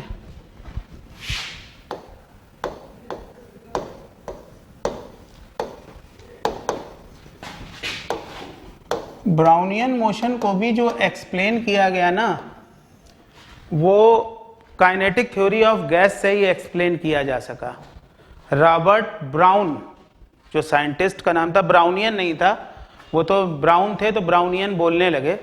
वैसे रॉबर्ट ब्राउन ने क्या किया कि कोई एक मैटर लिया और उसके जो माइक्रोस्कोपिक पार्टिकल्स हैं, छोटे छोटे माइक्रोस्कोपिक पार्टिकल्स, उनको वाटर में सस्पेंड किया।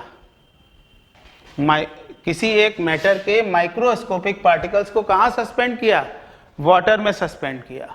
और वाटर में सस्पेंड करने के बाद उन्होंने जब देखा तो देखा कि वो जो पार्टिकल्स हैं उनका मूवमेंट जिगजैग है।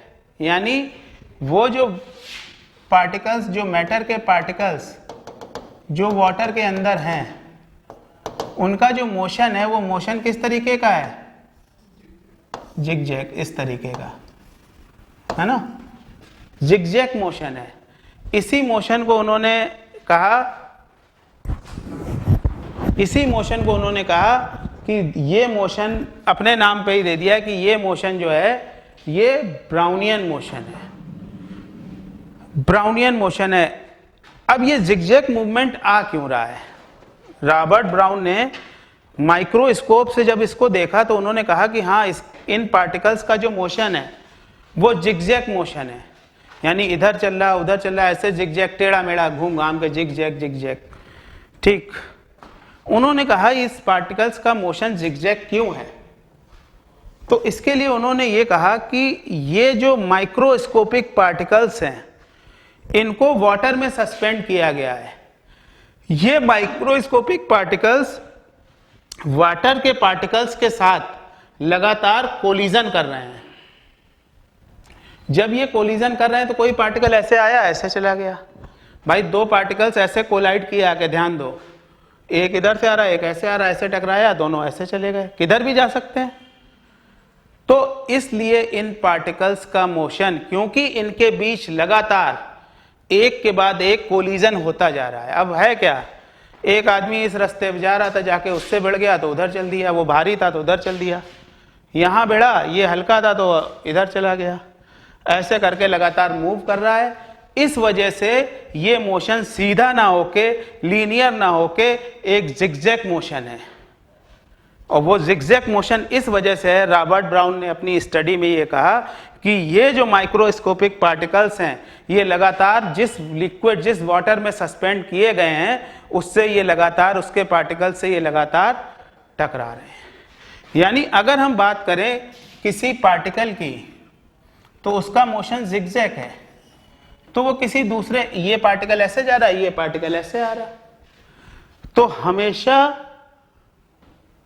ये इससे टकराया और टकराने के बाद फिर लौटा, फिर किसी दूसरे पार्टिकल से जाके टकराएगा, जो कि तीसरा इधर जा रहा है, ये जाके इससे टकराया और ये इधर लौटा।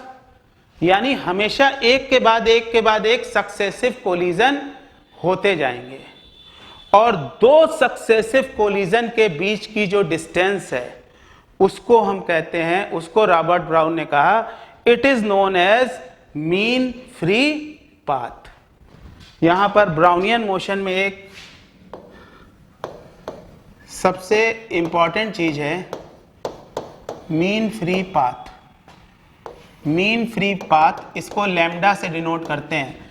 इसका इस बार सवाल भी आया था नीट में, जो नीट का एग्जाम हुआ था मेडिकल का, उसमें इसका सवाल भी आया था मीन फ्री पाथ का।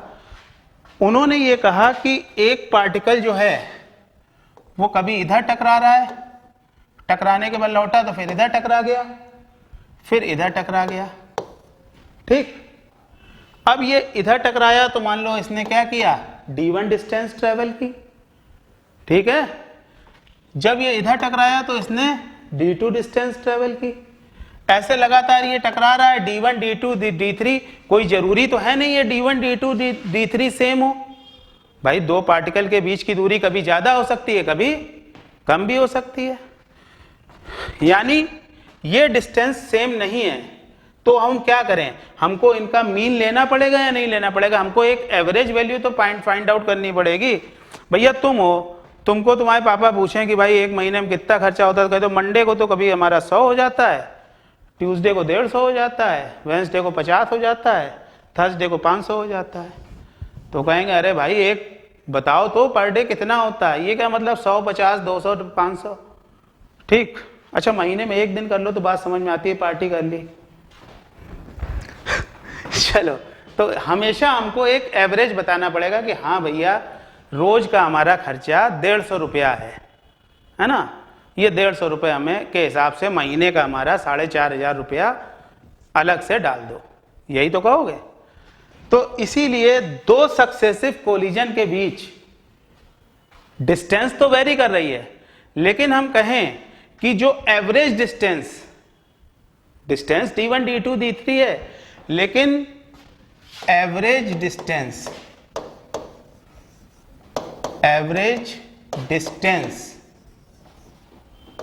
Between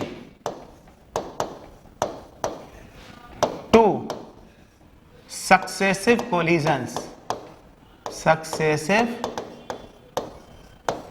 collisions is known as mean free path।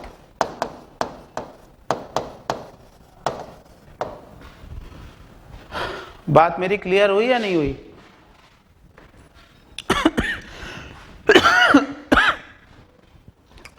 बात मेरी क्लियर हुई या नहीं हुई?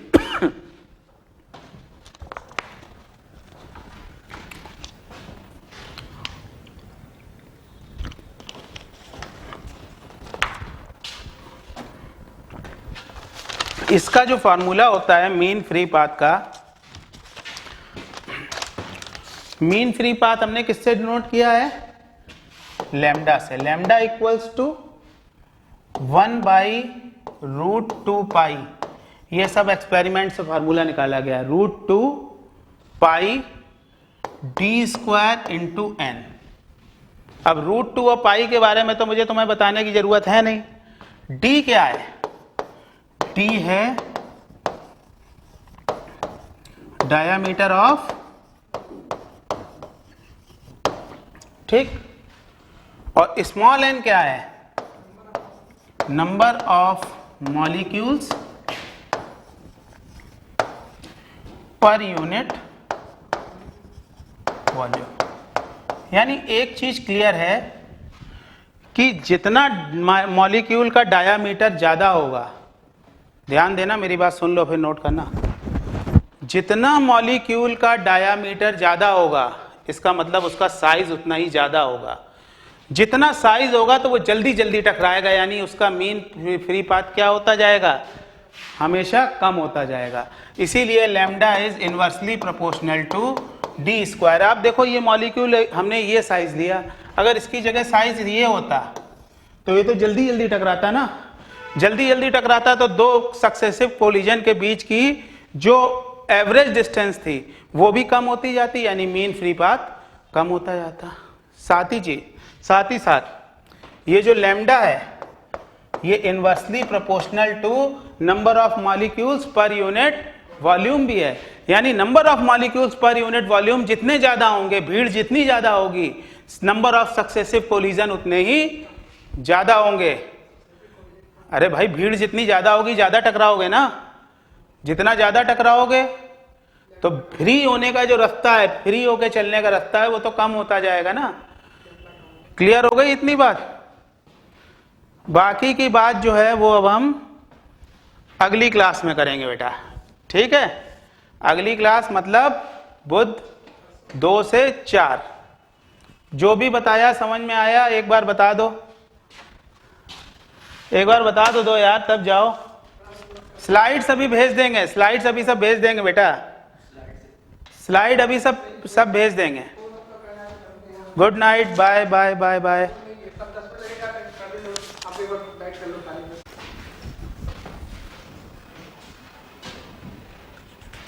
चलिए, गुड इवनिंग। टॉपिक दिख रहा है बोर्ड पे? टॉपिक दिख रहा है? आज से मैंने कहा था ये टॉपिक स्टार्ट करूंगा, फिजिक्स ऑफ गैसियस स्टेट। अरे रिप्लाई तो कर दो यार।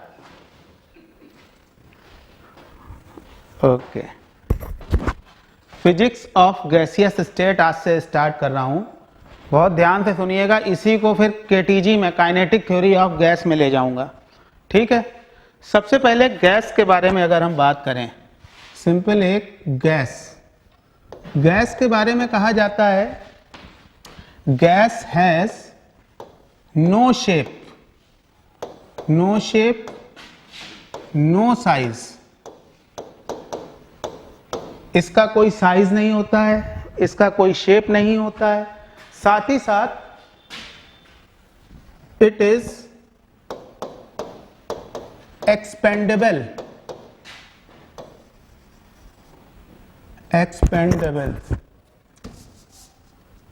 it is expandable indefinitely।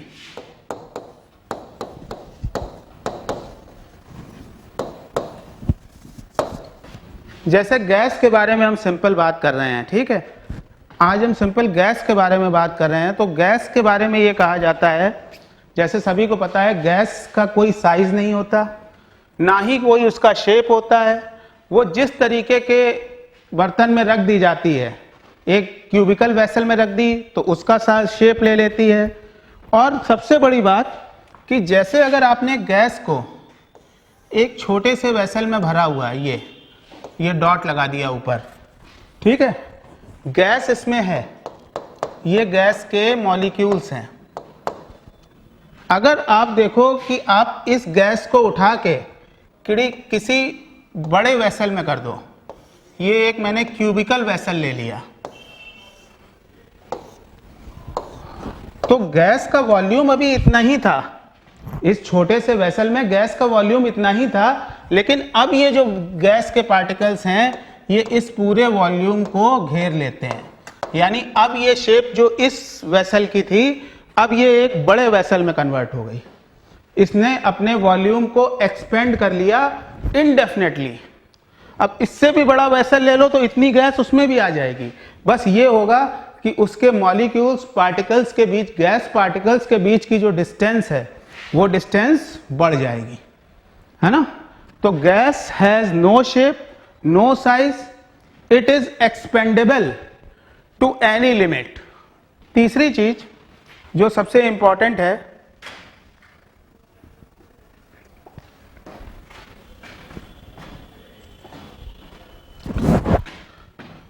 gas molecules are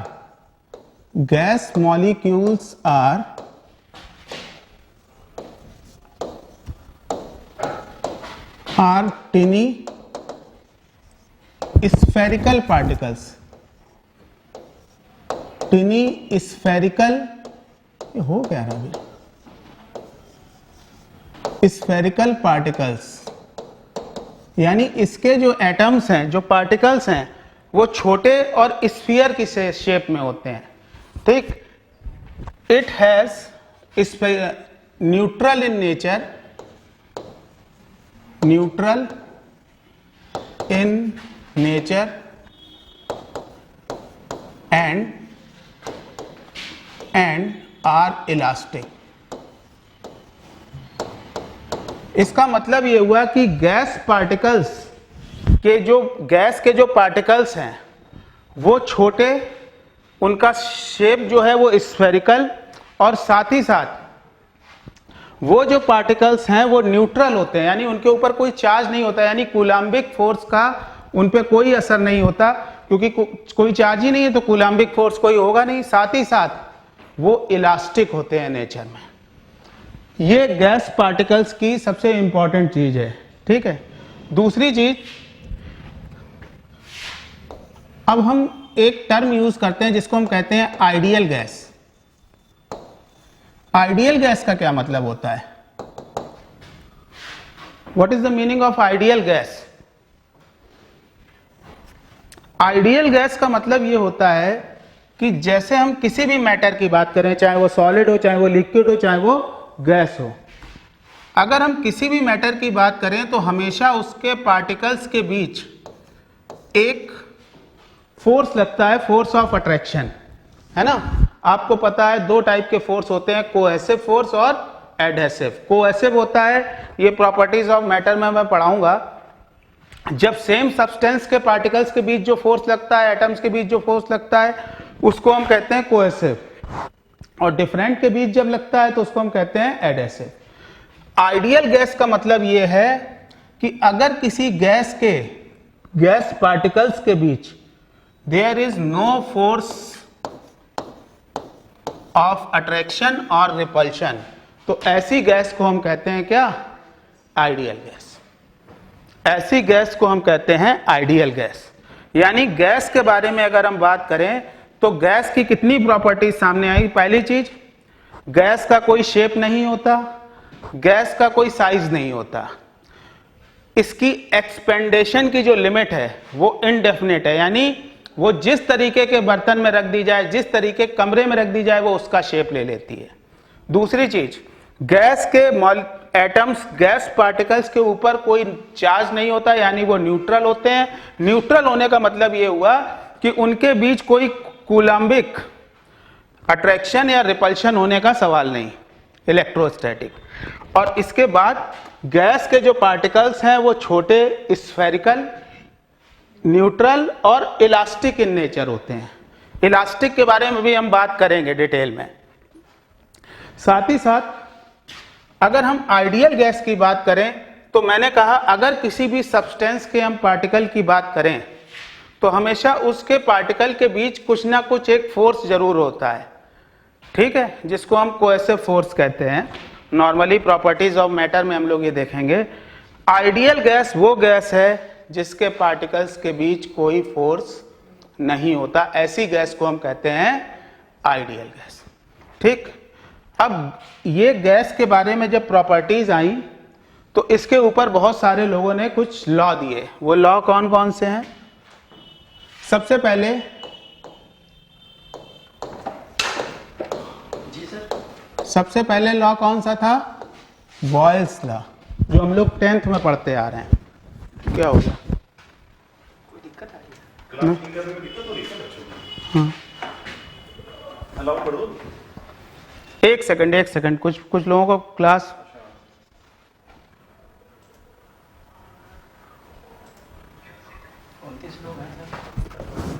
hello, अब सब लोग ज्वाइन कर गए? ठीक है सर। कई लोग खाली 28 लोग हैं। हाँ, पहले 13-15 ही दिखा रहा था। चलिए, हाँ, तो सबसे पहला लॉ दिया बॉयल ने। अब गैस के बारे में अगर हम बात करें तो गैस में 4-5 चीजें इंपॉर्टेंट हैं। वो कौन कौन सी चीजें हैं? सबसे पहली चीज गैस की अगर हम बात करें तो गैस का मास कितना है, अमाउंट ऑफ गैस कितना है। ठीक, यानी सबसे पहली चीज वो क्या हुई, मास ऑफ गैस, कितना गैस का अमाउंट हमने लिया है, मास ऑफ गैस। दूसरी चीज प्रेशर, प्रेशर ऑफ गैस, अभी प्रेशर को और डिटेल में समझेंगे, प्रेशर ऑफ गैस। तीसरी चीज V, V मतलब वॉल्यूम ऑफ गैस।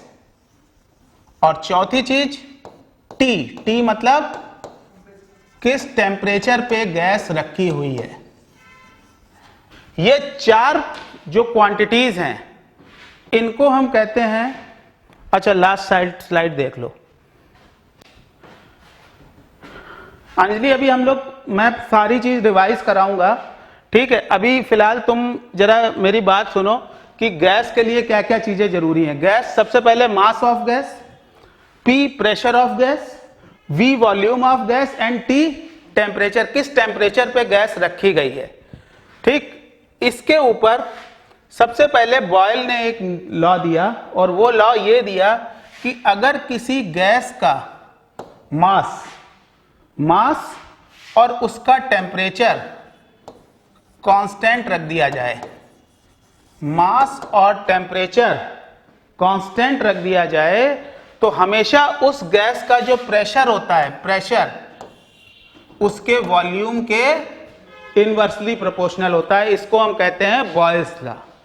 आपने पढ़ा होगा कि if we kept the temperature of a gas as constant, then pressure of gas is inversely proportional to volume.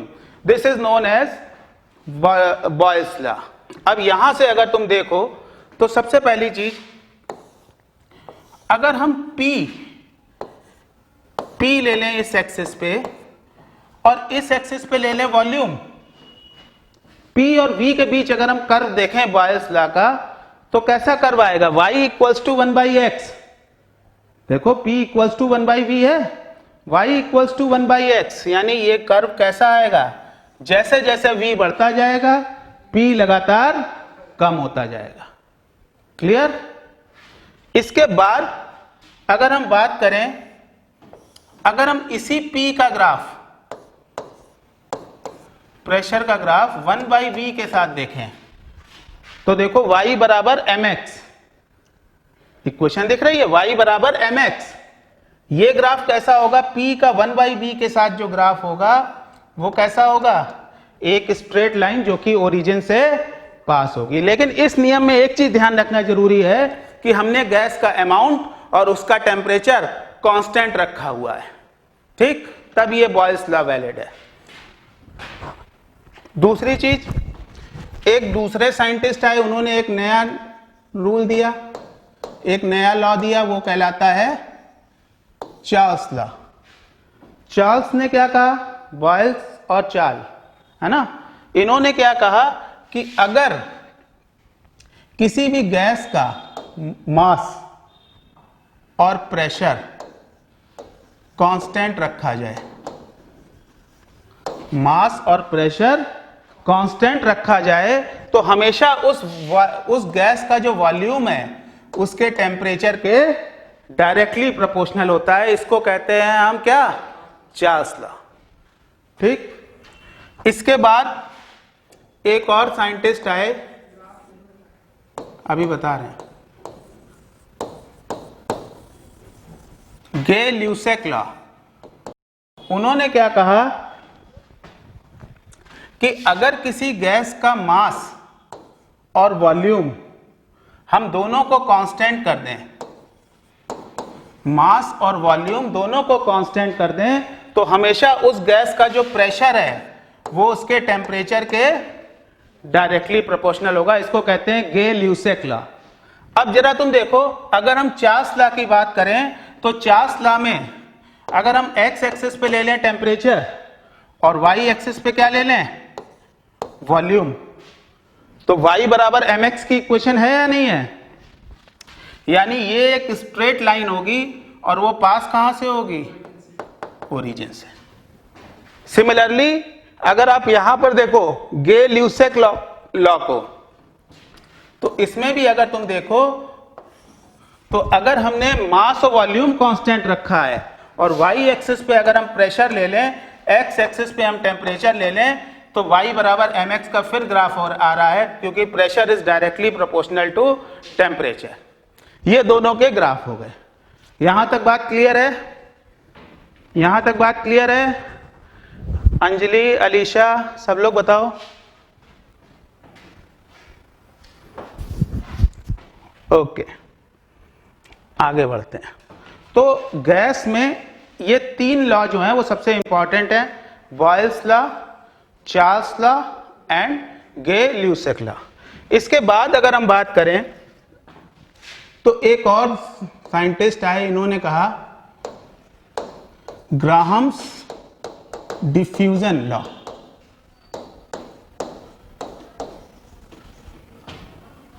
Graham's diffusion law ने ये लॉ बेसिकली ये कहता है the rate of diffusion of a gas, rate of diffusion, diffuse होने, rate of diffusion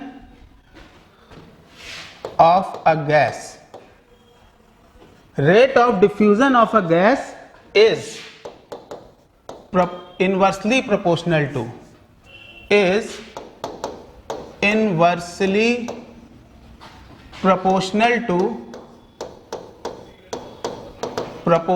to square root of density, square root of density। यानी अगर हम grams diffusion law की बात करें तो रेट ऑफ डिफ्यूजन, डिफ्यूज हो रही है गैस हायर कंसंट्रेशन से लोअर कंसंट्रेशन। ये डिफ्यूजन होता क्या है? डिफ्यूजन क्या होता है? अगर एक कमरे के एक तरफ गैस की कंसंट्रेशन ज्यादा है और दीवार के दूसरी तरफ कंसंट्रेशन कम है, तो प्रेशर से ये जो डिफ्यूजन है ये कहां से कहां होगा? हायर कंसंट्रेशन से lower concentration. Rate of diffusion जो है that is inversely proportional to square root of density. इसको कहते हैं ग्राम्स डिफ्यूजन लॉ।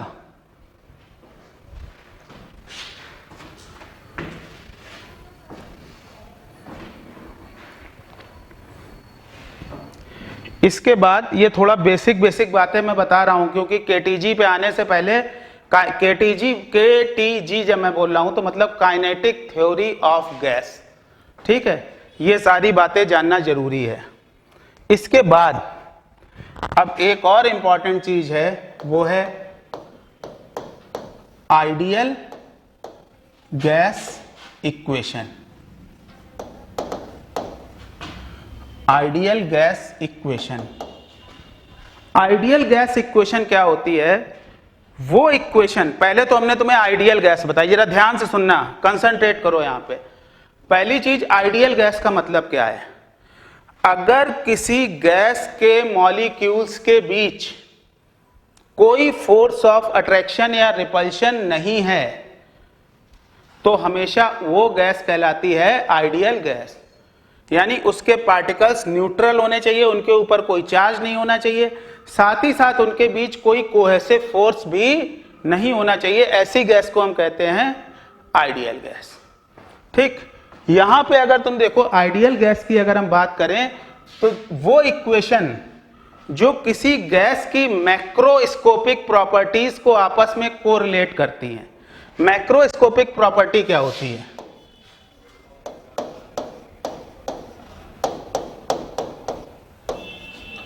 मैक्रोस्कोपिक और माइक्रोस्कोपिक को हम तुम्हें समझाते हैं। इधर देखो, पहली चीज मैं एक बार और बोल चुका हूं, मैक्रोस्कोपिक। मैक्रोस्कोपिक का मतलब ये होता है कि जैसे मैं हूं, ठीक, सबसे पहले आपने मुझे देखा तो आपने कहा सर मोटे ज्यादा हैं थोड़े, है ना, सर का यहाँ पे ऐसा है, बाल ऐसे हैं, मतलब जो चेहरा दिख रहा है, जो सामने दिख रहा है, उस प्रॉपर्टी को हम कहते हैं मैक्रोस्कोपिक प्रॉपर्टी। यानी मोटी मोटी बात है जो हमने तुम्हें देख के बता दी। लेकिन अगर आपको मेरा कैरेक्टर फाइंड आउट करना है, मेरे नेचर के बारे में पता करना है, तो आपको मेरे साथ 1-2 दिन रहना पड़ेगा। उन प्रॉपर्टीज को हम कहते हैं माइक्रोस्कोपिक प्रॉपर्टी। क्लियर है बात? ये बात बता दो जरा, क्लियर है या नहीं? मैक्रोस्कोपिक क्या है और माइक्रोस्कोपिक क्या है? ये वर्ड फिजिक्स में बहुत यूज होता है। तो अगर हम एक गैस की बात करें, तो उसकी मोटी मोटी बातें कौन कौन सी हैं? मोटी मोटी बातें एक तो है P यानी प्रेशर, ठीक। दूसरी मोटी बात यह है V वॉल्यूम, और तीसरी मोटी बात यह है, और चौथी मोटी बात यह है कि कितने नंबर ऑफ गैस पार्टिकल्स हमने लिए हैं, गैस, ठीक। गैस के कितना अमाउंट लिया, कितने पार्टिकल्स लिए हैं, ये 4 मोटी बातें हैं, ठीक है। जो इक्वेशन, ध्यान देना, जो इक्वेशन इन चारों मैक्रोस्कोपिक क्वांटिटीज को आपस में कोरिलेट करती है, उस इक्वेशन को हम कहते हैं गैस इक्वेशन। यानी the equation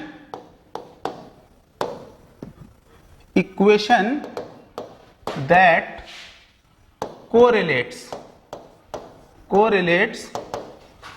all macroscopic quantities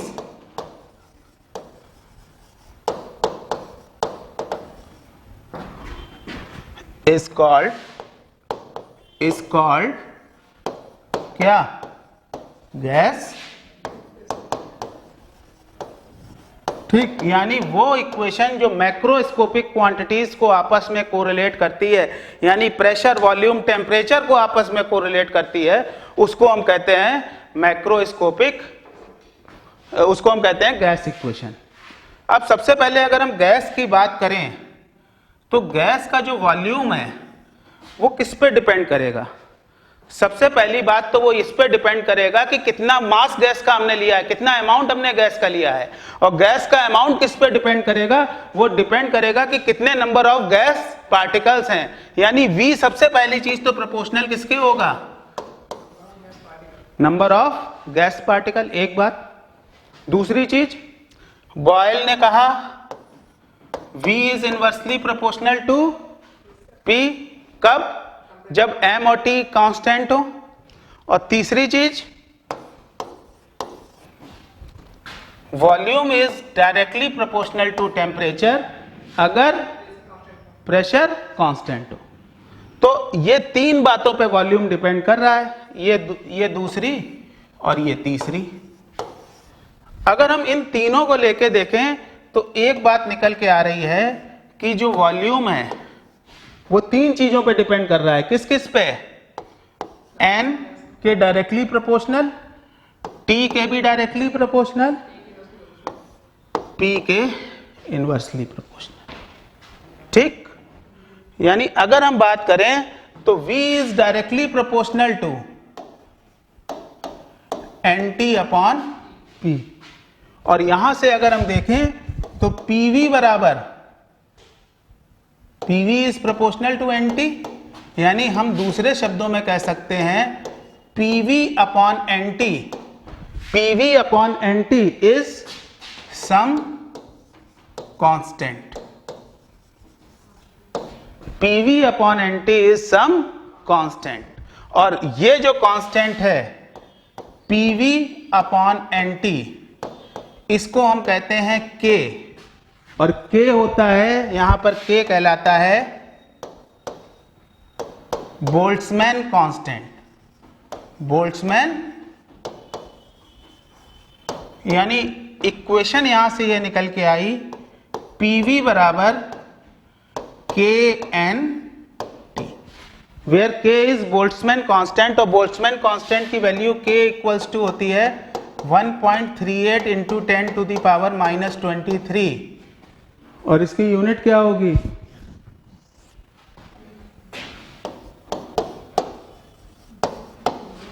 ठीक, अभी हम सारी बातें बताते हैं इसको। PV upon NT equals to gas constant, PV upon NT equals to Boltzmann constant K। अच्छा, एक चीज और यहां पर, अगर हम बात करें कि हमने म्यू नंबर ऑफ मोल्स लिए हैं, जरा ध्यान देना, अगर number of moles of gas, number of moles of gas, अगर हमने मान लिया कि हमने म्यू लिए हैं, नंबर ऑफ मोल्स, तो आपको पता है नंबर ऑफ मोल्स क्या होता है? मास वन ओवर मास। हाँ, जैसे गैस की बात करें तो गैस में हमेशा एक तो आपने गैस का मास लिया स्मॉल m और दूसरे गैस का m होता है मॉलिक्यूलर वेट, होता है नहीं होता? अगर हमने m अमाउंट ऑफ गैस लिया तो नंबर ऑफ मोल्स कितने होंगे? मास of gas upon molecular weight capital M, small m upon capital M। जरा यहां तक बात क्लियर है? एक बार बताओ।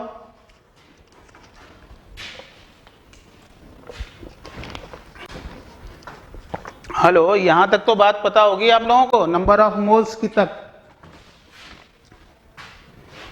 अच्छा, अब ध्यान दो, ध्यान देना, मैंने गैस के n नंबर ऑफ पार्टिकल्स लिए थे, n नंबर ऑफ पार्टिकल्स लिए थे, तो मास किसका होगा?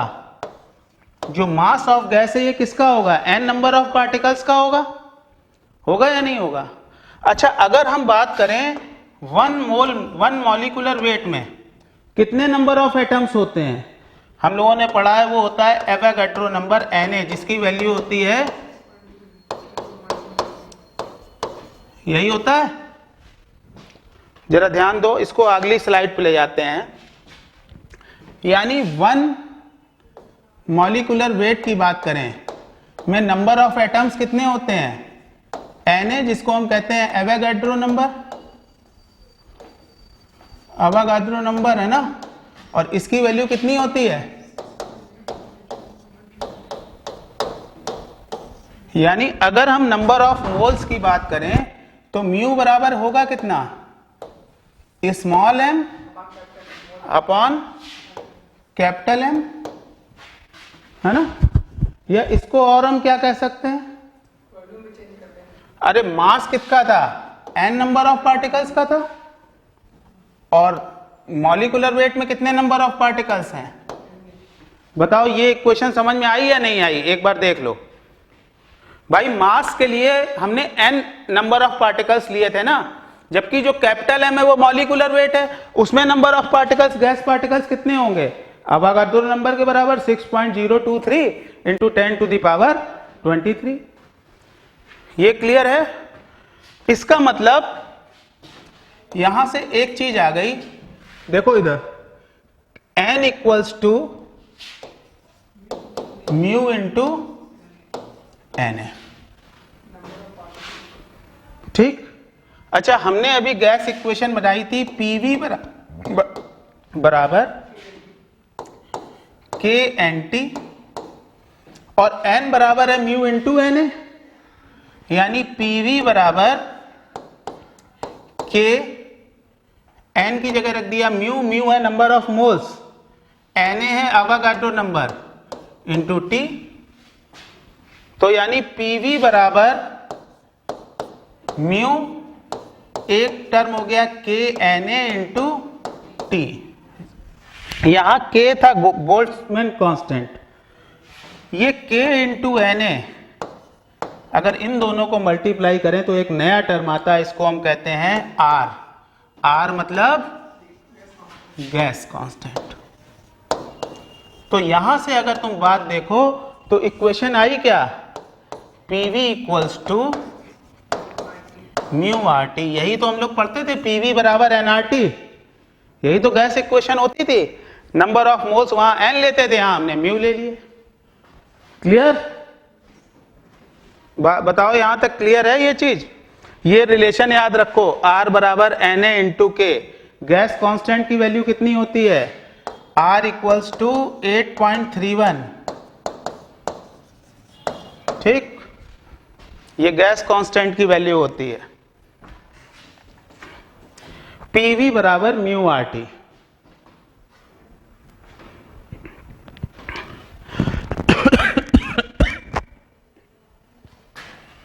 इसी इक्वेशन को अगर तुम देखो, इधर देखो, PV बराबर म्यू आर टी, जरा ध्यान देना।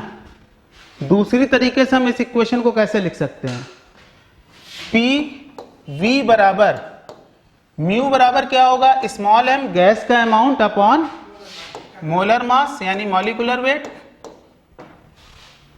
अगर आप यहां से देखो P V को इधर डिवाइड कर दो, V को इधर डिवाइड कर दो, तो ये हो गया small m upon capital V into M into R T.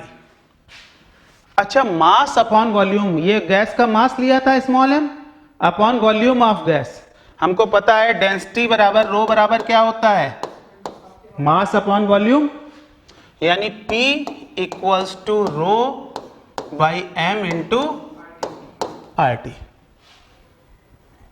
ये एक इक्वेशन, इसको दूसरे तरीके से लिख सकते हो, ठीक है। ये भी आइडियल गैस इक्वेशन है। यस यस, हाँ पे सुन, R की वैल्यू 8.31, वही यूनिट वही है, जूल पर मोल। इस तरीके से भी आप इसको लिख सकते हो। अब इसके बाद यहां तक मैंने आपको गैस के बारे में एक थोड़ा आइडिया दे दिया। देखो कि बॉयल्स लॉ क्या है, चार्ल्स लॉ क्या है, गे ल्यूसेक लॉ क्या है, ग्राम्स लॉ क्या है, आइडियल गैस इक्वेशन क्या है। इसके बाद अब हम लोग आगे बढ़ते हैं जो हमारा मेन टॉपिक है, और वो मेन टॉपिक है काइनेटिक थ्योरी ऑफ गैस।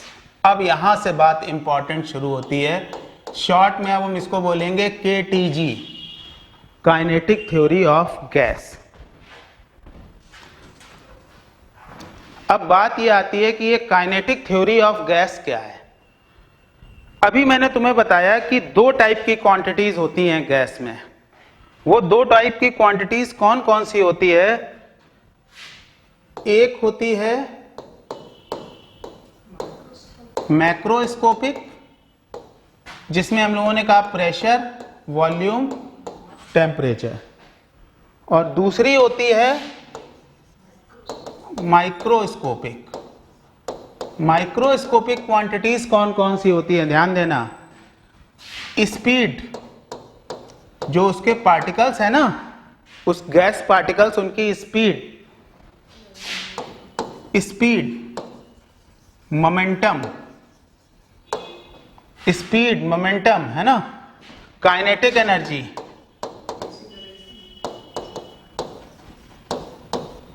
और जो थ्योरी इन macroscopic quantity pressure, volume, temperature को इन microscopic quantities speed, momentum, energy से कोरिलेट करती है, उनसे उनका आपस में रिलेशन बनाती है, उस थ्योरी को हम कहते हैं kinetic theory of gas. Clear है ये बात? ये बात क्लियर है या नहीं, एक बार बता दो भाई, लिख के बता दो, लिख देते हो तो अच्छा लगता है।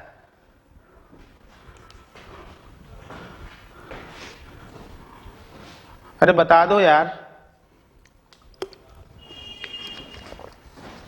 हेलो अखिल, सक्षम, हर्षिता,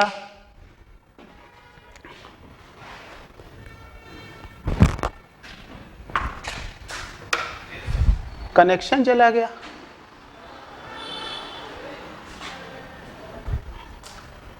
हेलो हेलो,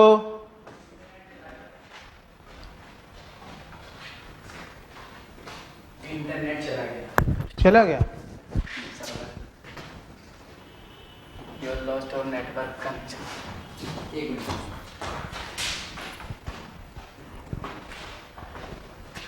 ये दिक्कत होती है ऑनलाइन में, एकदम से इंटरनेट कनेक्शन चला जाता है। समझ में आ रहा है बेटा?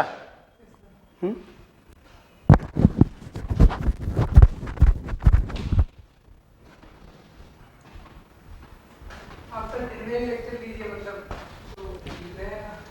लेते हैं हम, 2 से 4 भी लेते हैं। ट्वीट की रहेगा दिन में सब लोग आ जाए। असल में मेरे पास क्लासेस बहुत सारी हैं। हाँ, अभी खैर ये सब बातें बेकार की है, दिन में भी लेता हूँ, और परसों होगी दिन में मेरी 2 से 4।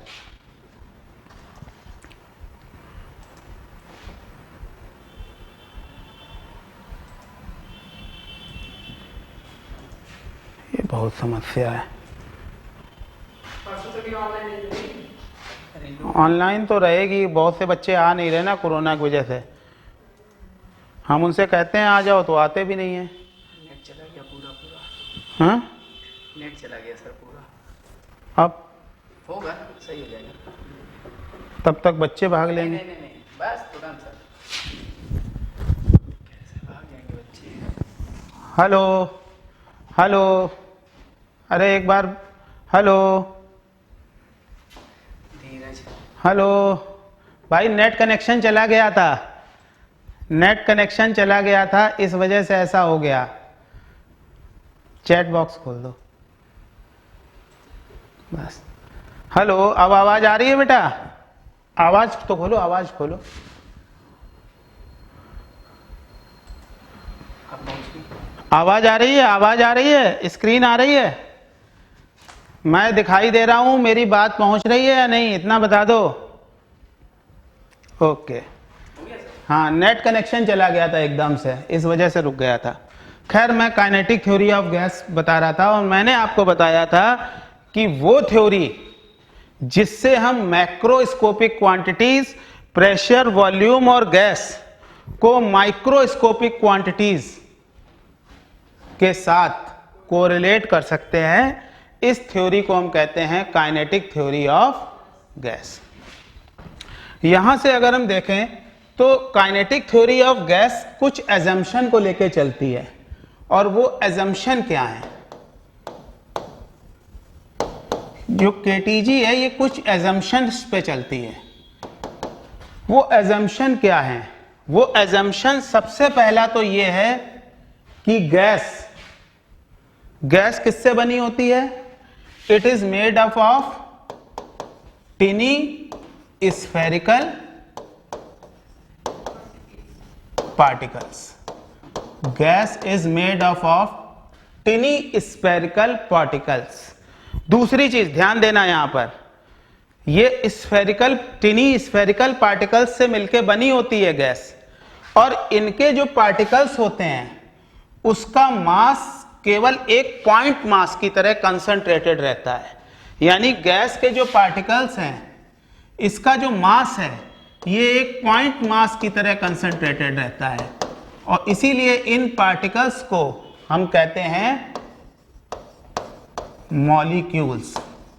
जो वर्ड हम लोग हमेशा यूज करते थे ना 9th-10th में, गैस मॉलिक्यूल, गैस मॉलिक्यूल, इसका मतलब क्या होता है कि गैस के पार्टिकल्स, ये कंसीडर करके चला जाता है कि गैस के पार्टिकल्स का जो मास है वो एक पॉइंट मास, पॉइंट मास का मतलब सारा का सारा मास एक पॉइंट पे कंसंट्रेटेड है। ऐसे इनको हम कहते हैं मॉलिक्यूल्स। इसीलिए गैस पार्टिकल्स को दूसरे शब्दों में क्या कहते हैं? मॉलिक्यूल्स। तो gas is made up of tiny spherical particles. दूसरी चीज, no force between the particles. No force between the particles. No force का मतलब ना तो अट्रैक्शन होगा ना ही रिपल्शन होगा। No force between the particles. तीसरी चीज elastic in nature. Gas particles are elastic in nature. अब ये इलास्टिक होने का क्या मतलब है? इलास्टिक होने का क्या मतलब है?